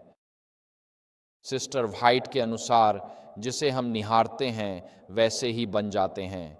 जितना हम प्रभु को निहारेंगे और उनकी शिक्षाओं को मानेंगे, उतना ही उनका चरित्र हम में दिखेगा और हम सही मार्ग जानेंगे। धार्मिकता हृदय बदल देती है, क्योंकि परमेश्वर की व्यवस्था उनके पवित्र चरित्र का प्रतिबिंब है। आप परमेश्वर से मेल नहीं खा सकते और उसके चरित्र से मेल ना खाएं। जैसे जब आप किसी से शादी करते हैं तो असल में आप किससे शादी कर रहे होते हैं? माफ कीजिए, उनके चरित्र से। बिल्कुल सही। जब मैंने पहली बार अपनी पत्नी को देखा, मैं बाकू में जर्मन कैथेड्रल में बैठा था और मैंने देखा कि एक युवती मेरी आंखों के कोने से बाहर निकलती हुई सी दिखी। उसने एक लंबा भूरा कोट पहना हुआ था क्योंकि सर्दी थी, और वह थोड़ा साइड से चलकर आई और ठीक मेरे सामने बैठ गई। मैंने उसका चेहरा नहीं देखा था, लेकिन मैंने सोचा यही है वो। और आप इस पर हंस सकते हैं, लेकिन 26 साल की बहुत खुशहाल शादी के बाद मेरी पत्नी कहती है, मर्द कितने सतही होते हैं। मैंने कहा, तो क्या मैंने सही फैसला लिया था? वो बोली, मुझसे शादी क्यों करनी थी? मैंने कहा, बस तुम्हारी चाल की वो सुंदरता देख ली थी। ऐसी बड़ी बातों पर जीवन के फैसले लिए जाते हैं। मैं यह शादी परामर्श के लिए सुझाव नहीं दूंगा कि आप किसी के सामने खड़े होकर साइड में चलें, लेकिन मैंने देखा कि वह कितनी सुंदरता से चल रही थी और वह एक मुस्लिम देश में एक युवा महिला के रूप में अकेली बैठी थी। मुझे पता था वो एडवेंटिस्ट है। एक मुस्लिम देश में चर्च में अकेली युवा महिला होना ही इसकी पुष्टि थी। फिर वो मुड़ी और मैंने सोचा, चलो बड़ी राहत मिली, अच्छा चुनाव है। वह मुझसे उसी तरह प्यार नहीं कर बैठी जैसे मैं उससे कर बैठा था, लेकिन मैंने वर्षों में यह देखा है कि धार्मिक पत्नी धार्मिक पुरुष के लिए पवित्र आत्मा की तरह है। धार्मिक पत्नी को सुने, वह अक्सर पवित्र आत्मा की वाणी होती है। सालों में मैंने सीखा कि करीब आने पर हम एक दूसरे के विचार समझने लगते हैं और सच में एक हो जाते हैं। हमें मसीह में होना चाहिए और मसीह को हमारे भीतर। मसीह में होने का अर्थ है निर्दोष ठहराया जाना। वह मेरे स्थान पर मरा, लेकिन मसीह का मुझ में होना महिमा की आशा है, क्योंकि वही मसीह मुझे भीतर से बदल रहा है। और इसलिए यह शाश्वत सुसमाचार जिसे स्वर्गदूत प्रचारित करता है, वह हमें परमेश्वर की व्यवस्था 10 आज्ञाओं के प्रति आज्ञाकारिता के लिए बुलाता है। सच्चा विश्वास द्वारा धर्मी ठहराया जाना पापी को एक धर्मी व्यक्ति में बदल देता है, जहां अब परमेश्वर की व्यवस्था हमारे हृदय पर लिखी जाती है। इसलिए धर्मी ठहराए जाने की स्वाभाविक अभिव्यक्ति परमेश्वर की आज्ञाओं का पालन करना है। जब मेरी पत्नी मुझसे वैलेंटाइन डे पर कहती है, जो कि आज ही है ना? ये एक अच्छा स्मरण है। तो शायद अब मैं इसे उदाहरण के रूप में इस्तेमाल नहीं करूंगा, क्योंकि यह इंटरनेट पर जाएगा और वह मुझे पकड़ लेंगी।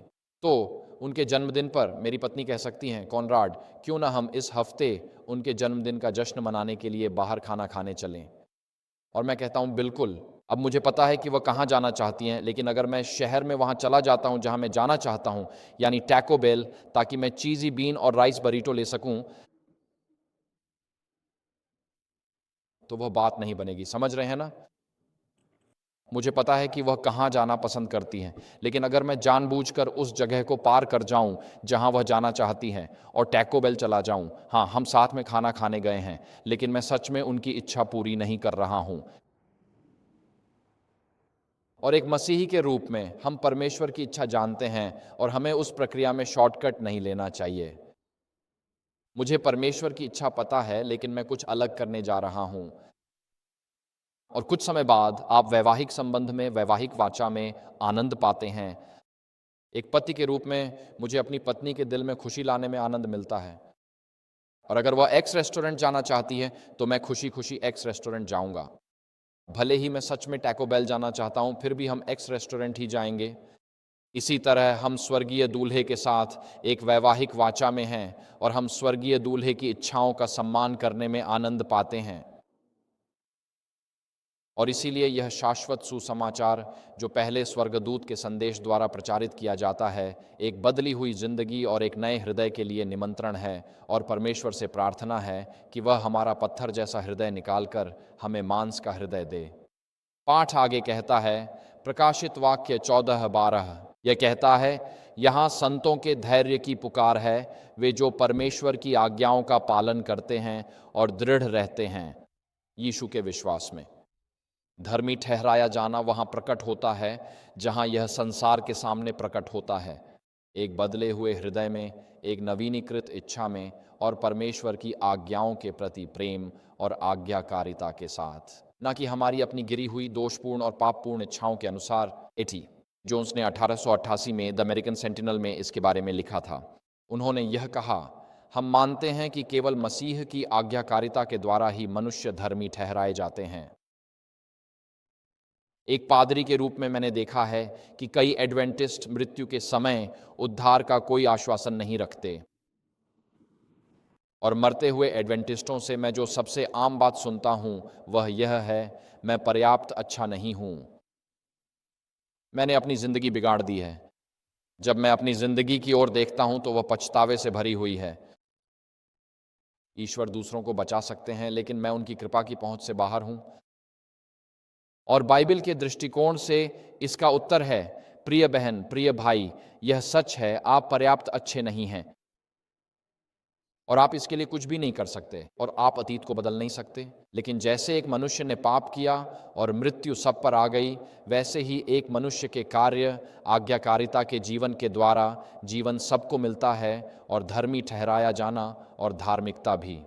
आप मसीह की धार्मिकता और पूर्णता के कारण उद्धार पाए हैं, न कि अपनी धार्मिकता या अपनी पूर्णता की कोशिशों के कारण। और हमें आज एडवेंटिस्ट के रूप में यह सुनने की ज़रूरत है, क्योंकि हम में से बहुतों को उद्धार का कोई भरोसा नहीं है। हम इस बात से उद्धार नहीं पाते कि हम कितने अच्छे हैं, सप्त के दिन कितने अच्छे हैं, या हमारे भोजन पौधों पर आधारित हैं, या हम भोजन के बीच में सख्ती से रहते हैं। मैं भोजन के बीच में सख्ती से पौधों पर आधारित रहता हूँ, ठीक है, वैसे ये एक मजाक था। लेकिन हम इसलिए उद्धार नहीं पाते कि हम सप्त की सुबह चर्च में बैठते हैं। हम इसलिए उद्धार नहीं पाते कि हम वफादारी से दशमांश लौटाते हैं। ये चीज़ें हमें उद्धार नहीं दिलाती। ये एक उद्धार पाए जीवन की अभिव्यक्तियां हैं, क्योंकि हम अपने स्वर्गीय पिता को सम्मान और महिमा देना चाहते हैं। हम उनके चेहरे पर मुस्कान लाना चाहते हैं। हम नहीं चाहते कि परमेश्वर हमें देखकर कहें, क्या वह मेरा बेटा है, बल्कि वे कहें, वह मेरा बेटा है। हम चाहते हैं कि परमेश्वर अय्यूब से कहें, क्या तुमने एडवेंट होप चर्च के संतों पर ध्यान दिया है? क्या तुमने उन संतों के बारे में सोचा है जो नीचे हैं, कि वे अपने हर काम में धर्मी हैं, और वे इसलिए धर्मी हैं क्योंकि वे अंदर से पूरी तरह बदल गए हैं? हम नहीं चाहते शैतान खुदा से कहे, क्या तुमने अटलांटा के संतों को देखा, जानते हो वे क्या करते हैं? क्या तुम जानते हो कि वे अपने निजी समय में कैसे होते हैं?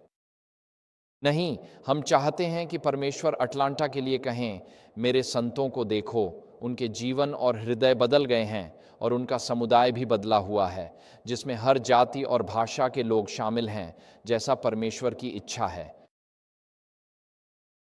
और इसलिए एटी जोन्स कहते हैं, मसीह की यह धार्मिकता ईश्वरीय उपहार है। यह विश्वास से मिलती और बनी रहती है। यीशु मसीह के विश्वास द्वारा मिलने वाली इस ईश्वरीय धार्मिकता के बिना कोई भी अन्य धार्मिकता मनुष्य के लिए उपयोगी नहीं है। मैं कहता हूं इसके लिए आमीन और आमीन। बहन व्हाइट ने इसे टेस्टिमनी टू मिनिस्टर्स पृष्ठ 92 में इस प्रकार वर्णित किया है। वह कहती हैं कि 1888 का सुसमाचार संदेश सबसे बहुमूल्य है, जिसने विश्वास से धार्मिकता को प्रस्तुत किया। इसने लोगों को मसीह की धार्मिकता अपनाने को आमंत्रित किया, जो आज्ञा पालन में दिखती है। जब मैं मसीह और उसकी धार्मिकता स्वीकार करता हूँ, तो मैं प्रार्थना करता हूँ कि यीशु मेरे भीतर वास करें। मैं उससे वह मदद मांग रहा हूँ जो मैं खुद नहीं कर सकता। मैं तेल से सने उस समुद्र तट जैसा हूँ, जिसे साफ करने के लिए एक सफाई दल की ज़रूरत है। मेरे दिल में इतनी ज़्यादा गंदगी है, मैं खुद को साफ नहीं कर सकता। मैं खुद का इलाज या मनोवैज्ञानिक प्रयोग नहीं कर सकता। मैं बेहतर और स्वस्थ बनने के तरीके बताने वाली किताबें भी नहीं पढ़ सकता। मुझे मसीह से ये मांगना है कि वह मेरे लिए वह करे जो मैं खुद के लिए नहीं कर सकता। मैं उनसे यह प्रार्थना कर रहा हूँ कि वह उस अच्छे कार्य को पूरा करें जो उन्होंने मुझ में शुरू किया है, और उन्होंने वादा किया है कि वह उसे पूरा करेंगे अपने समय और अपने तरीके से। इस प्रक्रिया के वादे में मेरी भूमिका यह है कि मैं इस यात्रा में उनके साथ चलूं और हर कदम पर उनसे लड़ाई न करूं। और आगे पाठ में लिखा है, उसने ऊंची आवाज में कहा, कुछ शब्द लाल रंग में, परमेश्वर का भय मानो और उसे महिमा दो या उसे महिमा देना। अब परमेश्वर का भय मानने का अर्थ है परमेश्वर का आदर करना, उसकी महान शक्ति और हमारे जीवन में उसके कार्यों को पहचानना। हम उन्हें अपने सृष्टिकर्ता और उद्धारकर्ता के रूप में स्वीकार करते हैं, और हम पहले पशु के दांवों और दूसरे पशु द्वारा लगाए गए पशु के चिन्ह पर उनकी सर्वोच्चता की पुष्टि करते हैं। लेकिन उन्हें महिमा देने का क्या अर्थ है? तो यदि आप शास्त्र की तुलना शास्त्र से करने जा रहे हैं, प्रकाशित वाक्य 16 को देखें। वहाँ प्रकाशित वाक्य 16:8 में अंतिम विपत्तियों के बारे में बात की जा रही है। वहाँ लिखा है कि जो लोग परमेश्वर के न्याय के अधीन दुख भोग रहे हैं, उन्होंने न तो पश्चाताप किया और न ही उसे महिमा दी। तो उस पद में बस 2 अध्याय बाद परमेश्वर को महिमा देने का विचार पाप से मुड़ने के समानार्थी है। तो यदि आज्ञा है कि परमेश्वर का भय मानो और उसे महिमा दो, तो यह पश्चाताप के लिए एक बुलावा है। जब यूहन्ना बपतिस्मा देने वाला आया, उसने कहा, पश्चाताप करो क्योंकि परमेश्वर का राज्य निकट है। जब यीशु आए मत्ती अध्याय 3 में, उन्होंने कहा, पश्चाताप करो क्योंकि परमेश्वर का राज्य निकट है। और पेंतेकोस्त के दिन लोगों ने पूछा, हमें उद्धार पाने के लिए क्या करना चाहिए? प्रेरितों के काम 2:38 से 39। पश्चाताप करो और प्रभु यीशु मसीह के नाम पर विश्वास करो, ठीक है। और इसी कारण यूहन्ना बपतिस्मा देने वाले ने कहा कि परमेश्वर के राज्य में प्रवेश करने का पहला मार्ग पश्चाताप है। यीशु और पतरस ने पश्चाताप पर जोर दिया। पहले स्वर्गदूत का संदेश भी यही है, परमेश्वर का भय मानें और बुराई त्याग कर उसे महिमा दें। और जब हम अपनी बुरी राहों से मुड़ते हैं तो हम परमेश्वर की ओर निकट आ जाते हैं। आप जानते हैं, प्रेरित याकूब ने कहा, शैतान का विरोध करो और वह तुमसे भाग जाएगा। और अगली आयत कहती है, परमेश्वर के निकट जाओ और वह तुम्हारे निकट आएगा। तो तुम्हारा मुख या तो हमारे स्वर्गीय पिता की ओर है या तुम्हारा मुख शैतान की ओर है, चाहे तुम इसे मानो या न मानो। और जब हम पश्चाताप करते हैं तो हम अपना मुख और अपना जीवन शैतान को नियंत्रण सौंपने के प्रभाव से हटा लेते हैं। हम परमेश्वर से प्रार्थना करते हैं कि वह हमारे जीवन का नियंत्रण अपने हाथ में ले ले। इसीलिए पश्चाताप करने का अर्थ केवल यह नहीं है कि मैं बुरी राहों से मुंह मोड़ रहा हूँ। इसका अर्थ है कि मैं अपने जीवन की दिशा बदल रहा हूँ। अब मैं शैतान के झूठ और प्रलोभनों के बजाय परमेश्वर की इच्छा का पालन करना चाहता हूँ। इसलिए परमेश्वर का भय मानना और उसे महिमा देना का अर्थ है कि हमें अपनी बुरी राहों से पश्चाताप करना चाहिए। स्क्रीन पर हम सभोपदेशक 12-13 देख सकते हैं। परमेश्वर का भय मानो और उसकी आज्ञाओं का पालन करो, क्योंकि यही मनुष्य का संपूर्ण कर्तव्य है। और एक यूहन्ना 5:3, क्योंकि यही परमेश्वर का प्रेम है। क्योंकि परमेश्वर का प्रेम यही है कि हम उसकी आज्ञाओं का पालन करें। इसलिए एक अनुग्रह आधारित कलीसिया वह है जो कहती है कि व्यवस्था की मांगें अब भी लागू हैं, लेकिन आप परमेश्वर के अनुग्रह से विजयी होंगे। एक अनुग्रह आधारित कलीसिया को यह नहीं कहना चाहिए कि व्यवस्था कलवरी पर समाप्त हो गई, अब आप जैसा चाहें कर सकते हैं। यह बाइबल आधारित नहीं है। परमेश्वर की व्यवस्था आज भी मानवता पर लागू है। यहाँ तक कि आज अमेरिका की धर्मनिरपेक्ष दुनिया में भी जेफरी एप्स्टीन के साथ जो हुआ, उसकी भयावहता हमें बताती है कि बहुत से लोगों के दिलों में आज भी परमेश्वर की व्यवस्था लिखी हुई है। बहुत से लोगों के भीतर उस द्वीप पर और उन बच्चों के साथ जो हुआ, उसके प्रति स्वाभाविक घृणा आज भी है। यह हमें बताता है कि यदि लोग भयभीत हैं तो उनके दिलों में अब भी परमेश्वर की छाप मौजूद है, कि उनमें अब भी नैतिक आक्रोश की भावना है कि ये सब घटनाएं हो रही हैं। तो भले ही हम एक धर्मनिरपेक्ष समाज में रह रहे हों, लेकिन एप्स्टीन के प्रति आक्रोश हमें बताता है कि इस देश में और दुनिया भर में ऐसे लोग हैं जिनके दिलों में अब भी एक प्रेमी परमेश्वर की छाप मौजूद है। और यही हमें आशा देता है, क्योंकि जब हम लोगों को परमेश्वर की आज्ञाओं का पालन करने के लिए बुलाते हैं तो वे समझते हैं कि हम किस बारे में बात कर रहे हैं। परमेश्वर की महिमा करने के लिए मैन्यूस्क्रिप्ट 16 ये कहता है, परमेश्वर की महिमा करना है उसके स्वभाव को अपने स्वभाव में प्रकट करना और इस प्रकार उसे प्रकट करना। और जिस भी तरीके से हम पिता और पुत्र को प्रकट करते हैं, हम परमेश्वर की महिमा करते हैं। तो परमेश्वर चाहता है कि हम अपने स्वयं के स्वभाव के माध्यम से उसकी प्रकृति को दुनिया के सामने प्रकट करें, हमारे अपने स्वभाव। शायद यीशु की सबसे कठिन बात, सबसे कठिन शिक्षा है, अपने शत्रुओं से प्रेम करो। मेरे लिए यह यीशु की सबसे कठिन शिक्षा है। मैं तुम्हें माफ कर सकता हूं, लेकिन फिर भी मैं तुम्हारे प्रति मन में रंजिश रखूंगा। तुमने मुझे चोट पहुंचाई तो मैं भी तुम्हें चोट पहुंचाऊंगा। लेकिन यीशु कहते हैं, जो तुम्हारा उत्पीड़न करते हैं उनके लिए प्रार्थना करो, जो तुम्हारा बुरा करते हैं उन्हें आशीर्वाद दो, अपने शत्रुओं से प्रेम करो। यही वह बात है जो मसीहियत को बाकी सब चीज़ों से अलग करती है। जब कई साल पहले दलाई लामा से ईसाई धर्म को दर्शाने वाली किसी छवि के बारे में पूछा गया तो उन्होंने कैलवरी को नहीं चुना, बल्कि यीशु द्वारा यहूदा के पैर धोने की छवि को चुना। उन्होंने कहा, वह चित्र ईसाई विश्वास का सार दर्शाता है, क्योंकि कोई और धर्म क्षमा को आध्यात्मिक और नैतिक मूल्य के रूप में इतना ऊंचा नहीं मानता। कई साल पहले मैं मध्य पूर्व के दुबई में मिनी चिप प्रोग्राम किया करता था और वहाँ हम 3 रातों तक एक समूह के साथ बातचीत करते थे। मुसलमानों के बड़े समूहों के साथ हम एथेरोस्क्लेरोसिस, डायबिटीज़, स्ट्रोक और कैंसर के बारे में बात करते थे। लेकिन क्या आपने कभी चिप प्रोग्राम किया है? मुझे लगता है कि उस प्रोग्राम में नंबर 17 का नाम है हार्ट हेल्थ और इसके संस्थापक डॉ हांस डील ने क्षमा पर एक शानदार प्रवचन दिया था। और मैंने मध्य पूर्व में पाया कि वह एक प्रोग्राम बाकी पूरे प्रोग्राम से भी ज़्यादा प्रभावशाली था, क्योंकि इस्लाम में क्षमा का कोई सिद्धांत नहीं है। यह शर्म और सम्मान का धर्म है। तुमने मुझे चोट पहुंचाई, अब मैं सम्मान की रक्षा के लिए तुम्हें चोट पहुंचाने के लिए बाध्य हूं, और यही सदियों तक चलने वाले हिंसा के चक्रों को जन्म देता है। लेकिन क्षमा का सिद्धांत पूरे समुदाय को हिंसा के चक्रों की आवश्यकता से मुक्त कर देता है।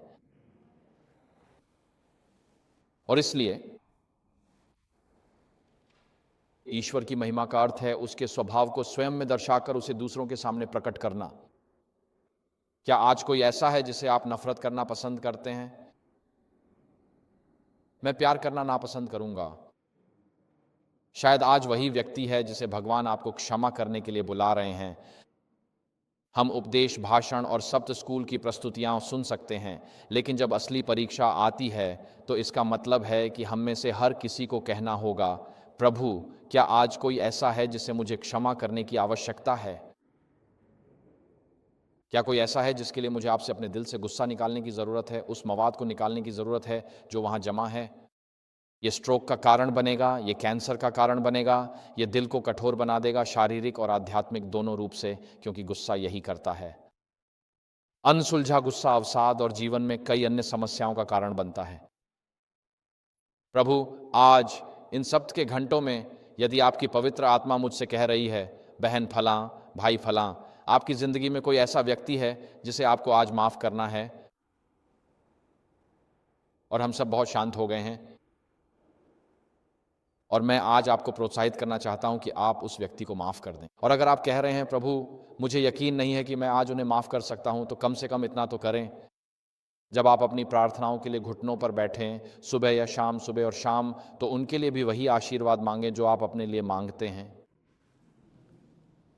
और भगवान आपके दिल को उस व्यक्ति के प्रति बदल देंगे, और आप अब अपने अतीत के कैदी नहीं रहेंगे। और वह कड़वाहट जो आपके दिल को कठोर बना रही है, आत्मा, वह कड़वाहट जो आपके बाकी सभी रिश्तों को झर बना रही है, क्योंकि आप अपने अतीत के इस व्यक्ति के प्रति कड़वाहट रखकर यह उम्मीद नहीं कर सकते कि वह आपके आज के रिश्तों को झर नहीं करेगी।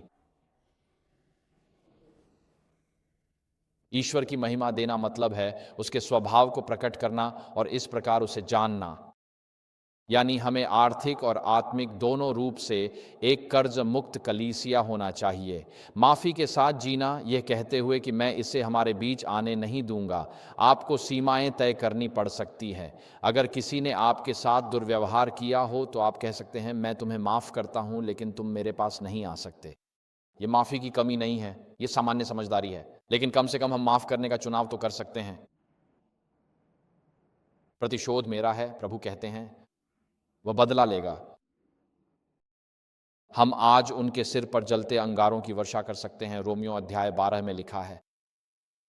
लेकिन जब हम माफ़ करते हैं और किसी और की सुनते हैं तो हमें पता चलता है कि फिर से हम एप्स्टीन पर लौट आते हैं। एप्स्टीन के कई मददगार खुद भी पीड़ित थे। कई महिलाएं जो अन्य लड़कियों को इन तस्करी गिरोहों में फंसा रही थीं, वे खुद भी शोषण और तस्करी की शिकार थीं। ये आपको ऐसे तरीकों से बदल देता है जो आपको पसंद नहीं आते, और फिर आप वे काम करते हैं जो आपने कभी सोचे भी नहीं थे कि आप कर सकते हैं। और सामान्यतः वही लोग दूसरों को चोट पहुंचाते हैं जो खुद आहत होते हैं। इसलिए मैं खुश हूं कि हमें नहीं बल्कि भगवान ही हमें न्याय करते हैं। लेकिन आज वह हमें इस चर्च को, हमारे चर्च को ईस्ट अटलांटा में बुला रहा है कि हम उसकी प्रकृति को अपने आसपास की दुनिया के सामने प्रकट और प्रदर्शित करें। ईश्वर को महिमा देना मतलब है उसकी प्रकृति को प्रकट करना और इस तरह उसे लोगों के सामने लाना। आइए आगे पढ़ते हैं। नया विधान, जो कि रॉन डफील्ड के 1888 संदेश का मूल है, कहता है कि नया विधान ईश्वर का एक तरफा वादा है, अपना नियम हमारे दिलों में लिखने और हमें मसीह में अनंत उद्धार एक मुफ्त उपहार के रूप में देने के लिए। पुराना विधान लोगों का व्यर्थ वादा है कि वे वफादार रहेंगे और आज्ञा मानेंगे, जो बंधन को जन्म देता है, गलातियों 2:24।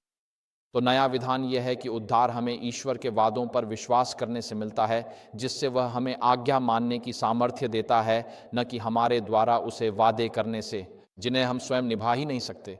ईश्वर झूठ नहीं बोल सकता, क्योंकि जब वह बोलता है तो वह चीज़ अस्तित्व में आ जाती है। उसने कहा और वहाँ प्रकाश हो गया। उसने कहा और पृथ्वी बन गई। उसने कहा और ऊपर भी जल था, नीचे भी जल था। विश्वास ये जानना है कि परमेश्वर का वचन क्या कहता है, उस पर निर्भर रहना है और यह भरोसा करना है कि परमेश्वर का वचन हमारे लिए वह कर सकता है जिसकी हम कल्पना भी नहीं कर सकते।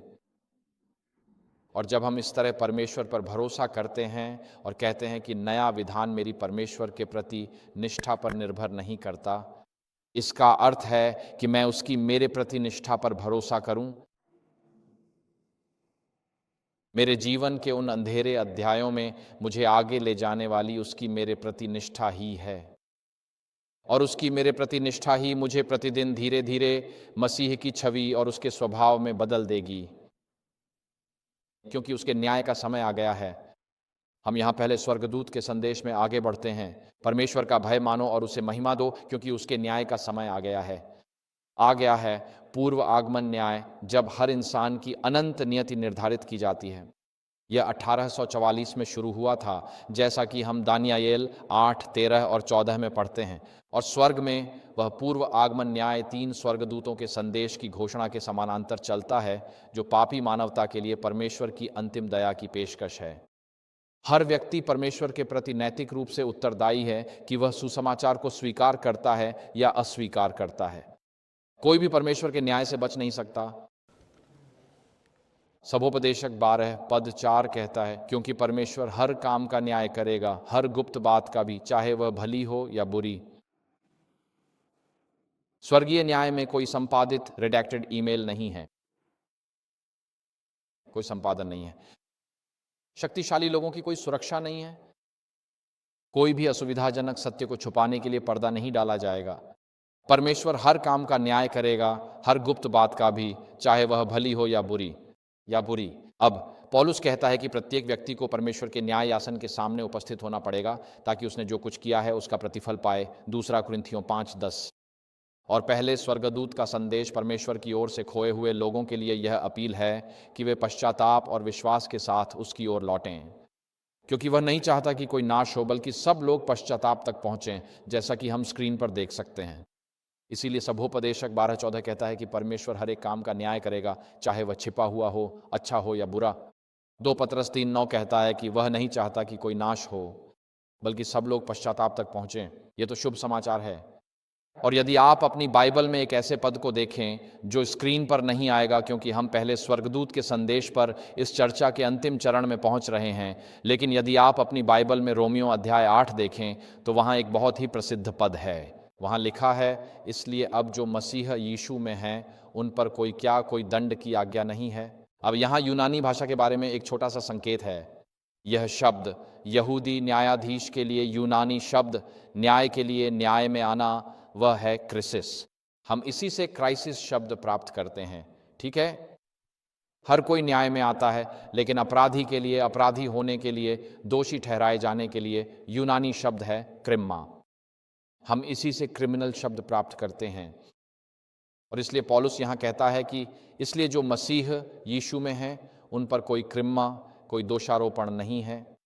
हाँ, हम पूर्व आगमन न्याय में आते हैं, लेकिन जो मसीह यीशु में सुरक्षित हैं उन पर कोई दोषारोपण नहीं है।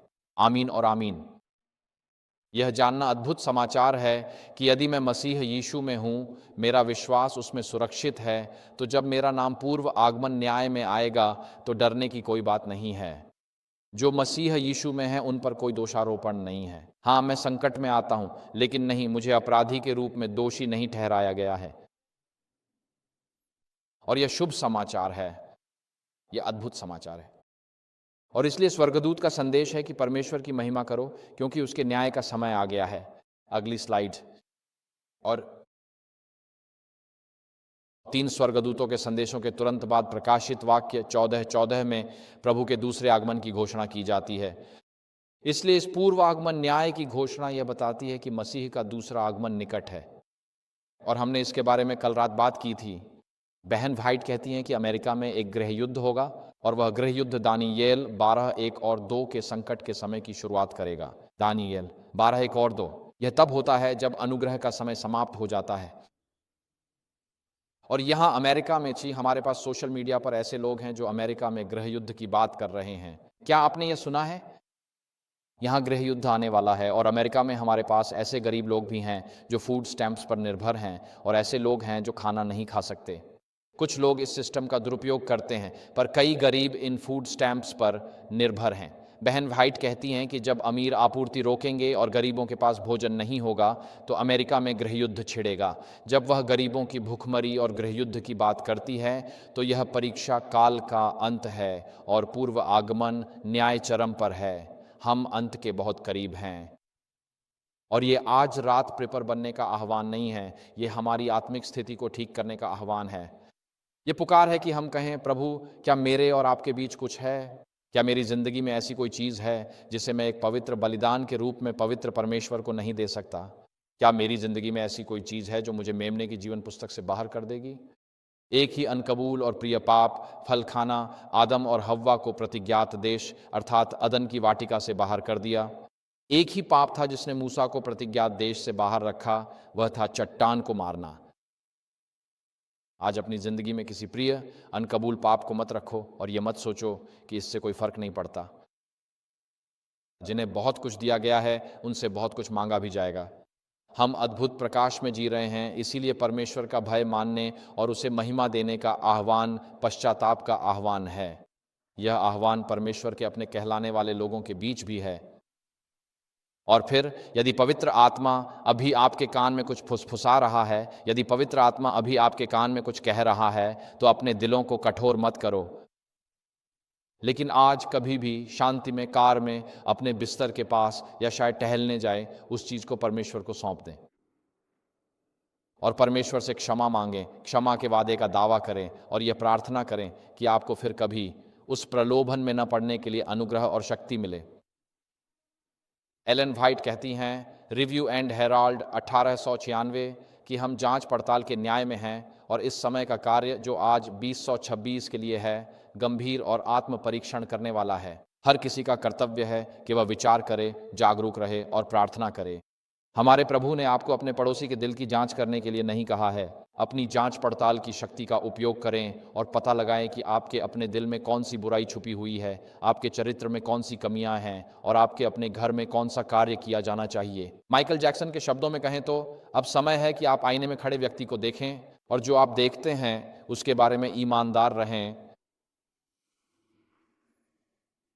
सिर्फ अपने शब्द के सबसे अच्छे रूप में नहीं, बल्कि अपने दिल के विचारों और अपने मन की प्रवृत्तियों के बारे में भी ईमानदार रहें।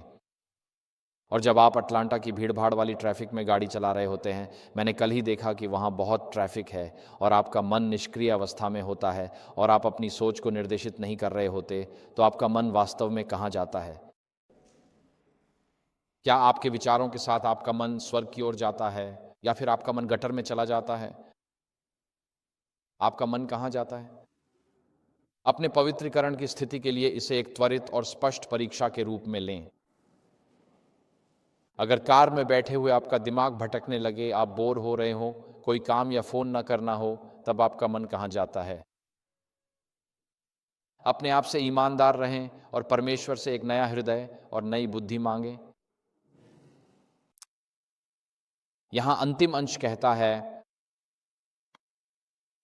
लाल रंग में, और उसकी उपासना करो जिसने स्वर्ग और पृथ्वी, समुद्र और जल के स्रोत बनाए। हमें परमेश्वर की उपासना अपने सृष्टिकर्ता के रूप में करनी है। अब भजन संहिता 96:5 ये कहती है,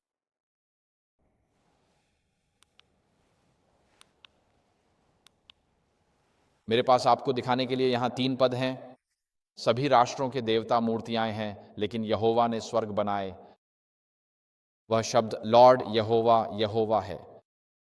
आप इसे इस तरह भी समझ सकते हैं कि यीशु मसीह ने स्वर्ग बनाए।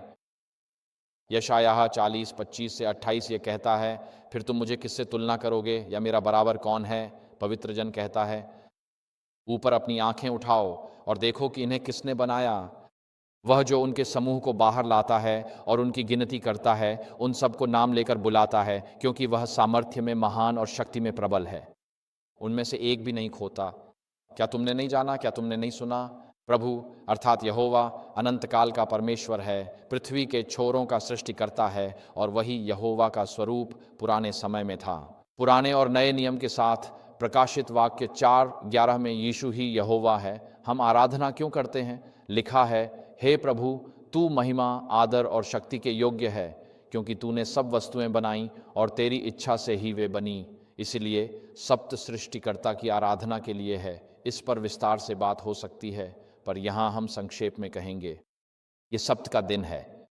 ये 10 आज्ञाओं को परमेश्वर के सृष्टिकर्ता होने से जोड़ता है, और हम अमेरिका को, आपको फिर से परमेश्वर की आराधना के लिए समर्पित करने जा रहे हैं, एक राष्ट्र परमेश्वर के अधीन, इस वर्ष मई में नेशनल मॉल पर। और सोशल मीडिया पर लोग रविवार को पारिवारिक आराधना के दिन के रूप में मनाने के लिए जोर दे रहे हैं। और मैरीलैंड में एक मामला सुप्रीम कोर्ट तक गया था, और यह एक बहुत महत्वपूर्ण मामला था, जिसमें 1960 के दशक में मैरीलैंड के संडे लॉ, ब्लू लॉ को बरकरार रखा गया था। और उन्हें क्यों बरकरार रखा गया?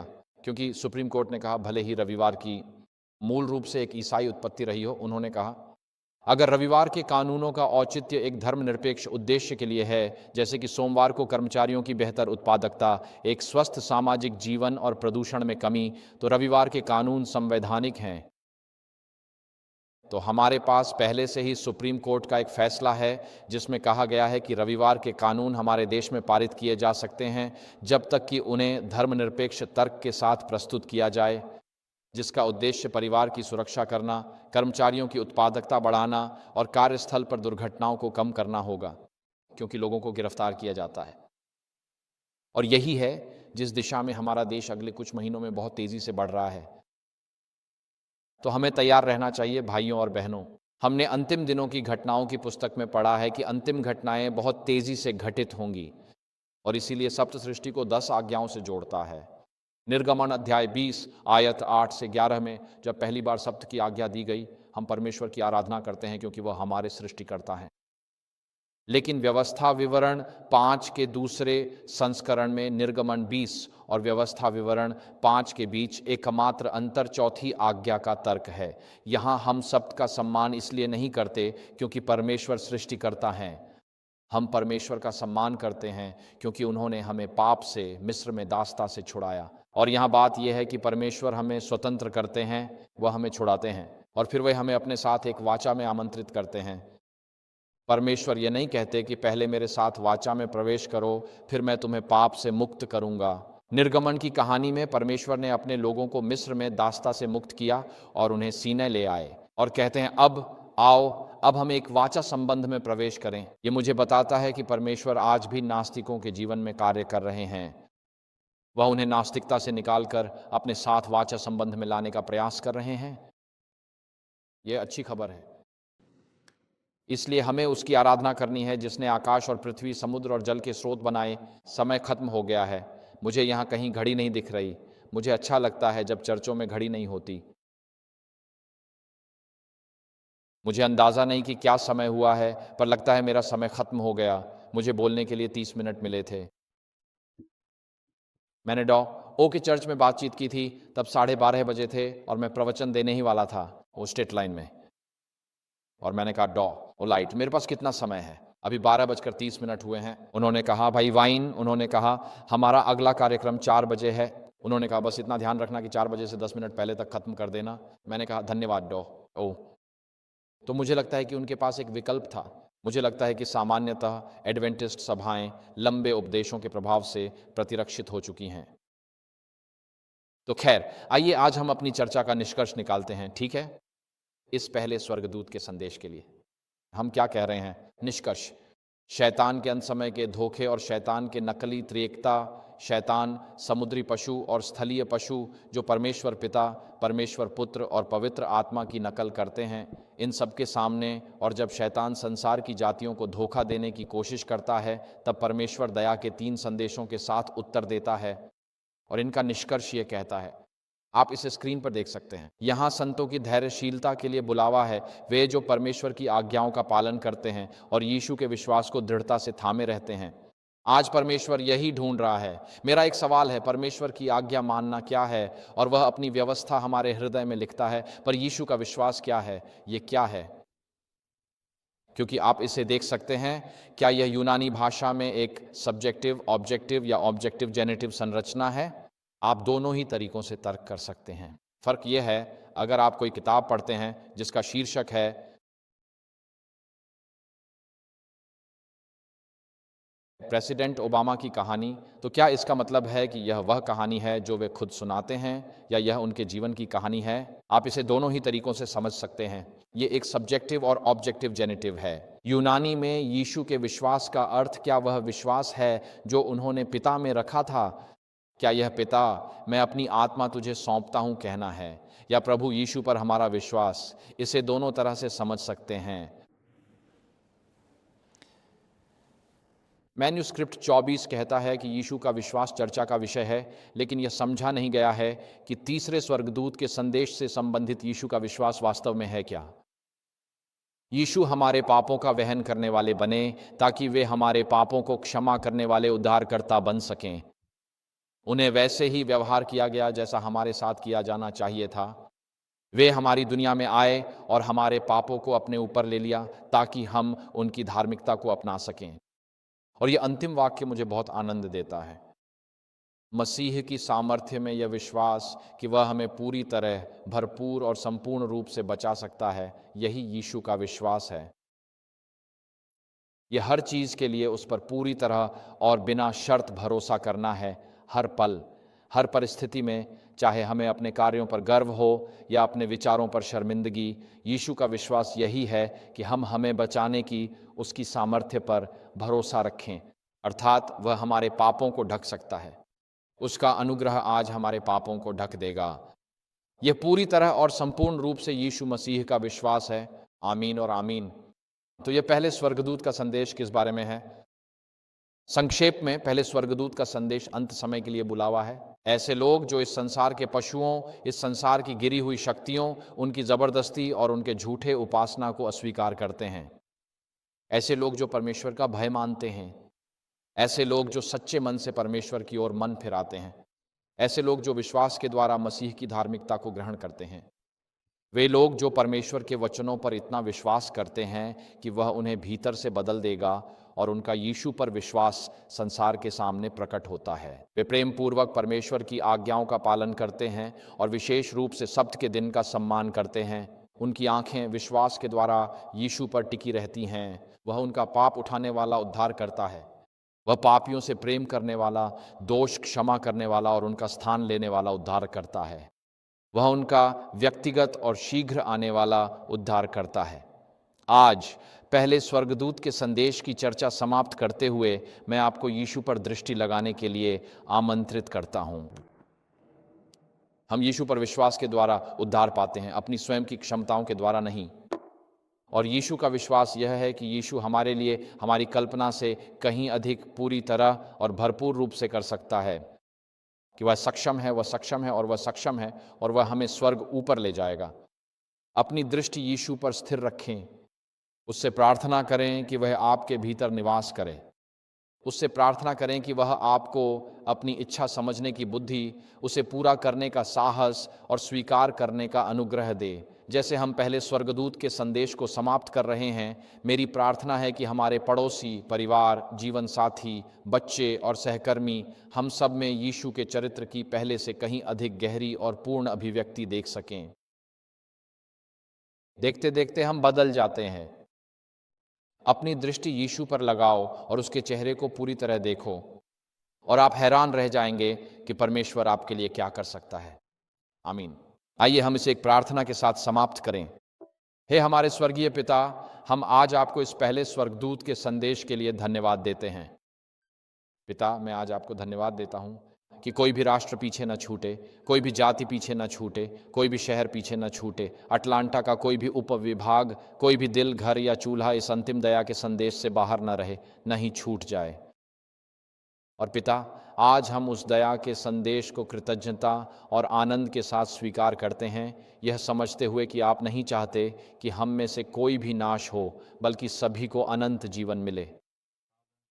पिता, आपकी दया और अनुग्रह से हम प्रार्थना करते हैं कि यीशु हमारे हृदयों और हमारे जीवन में प्रवेश करें।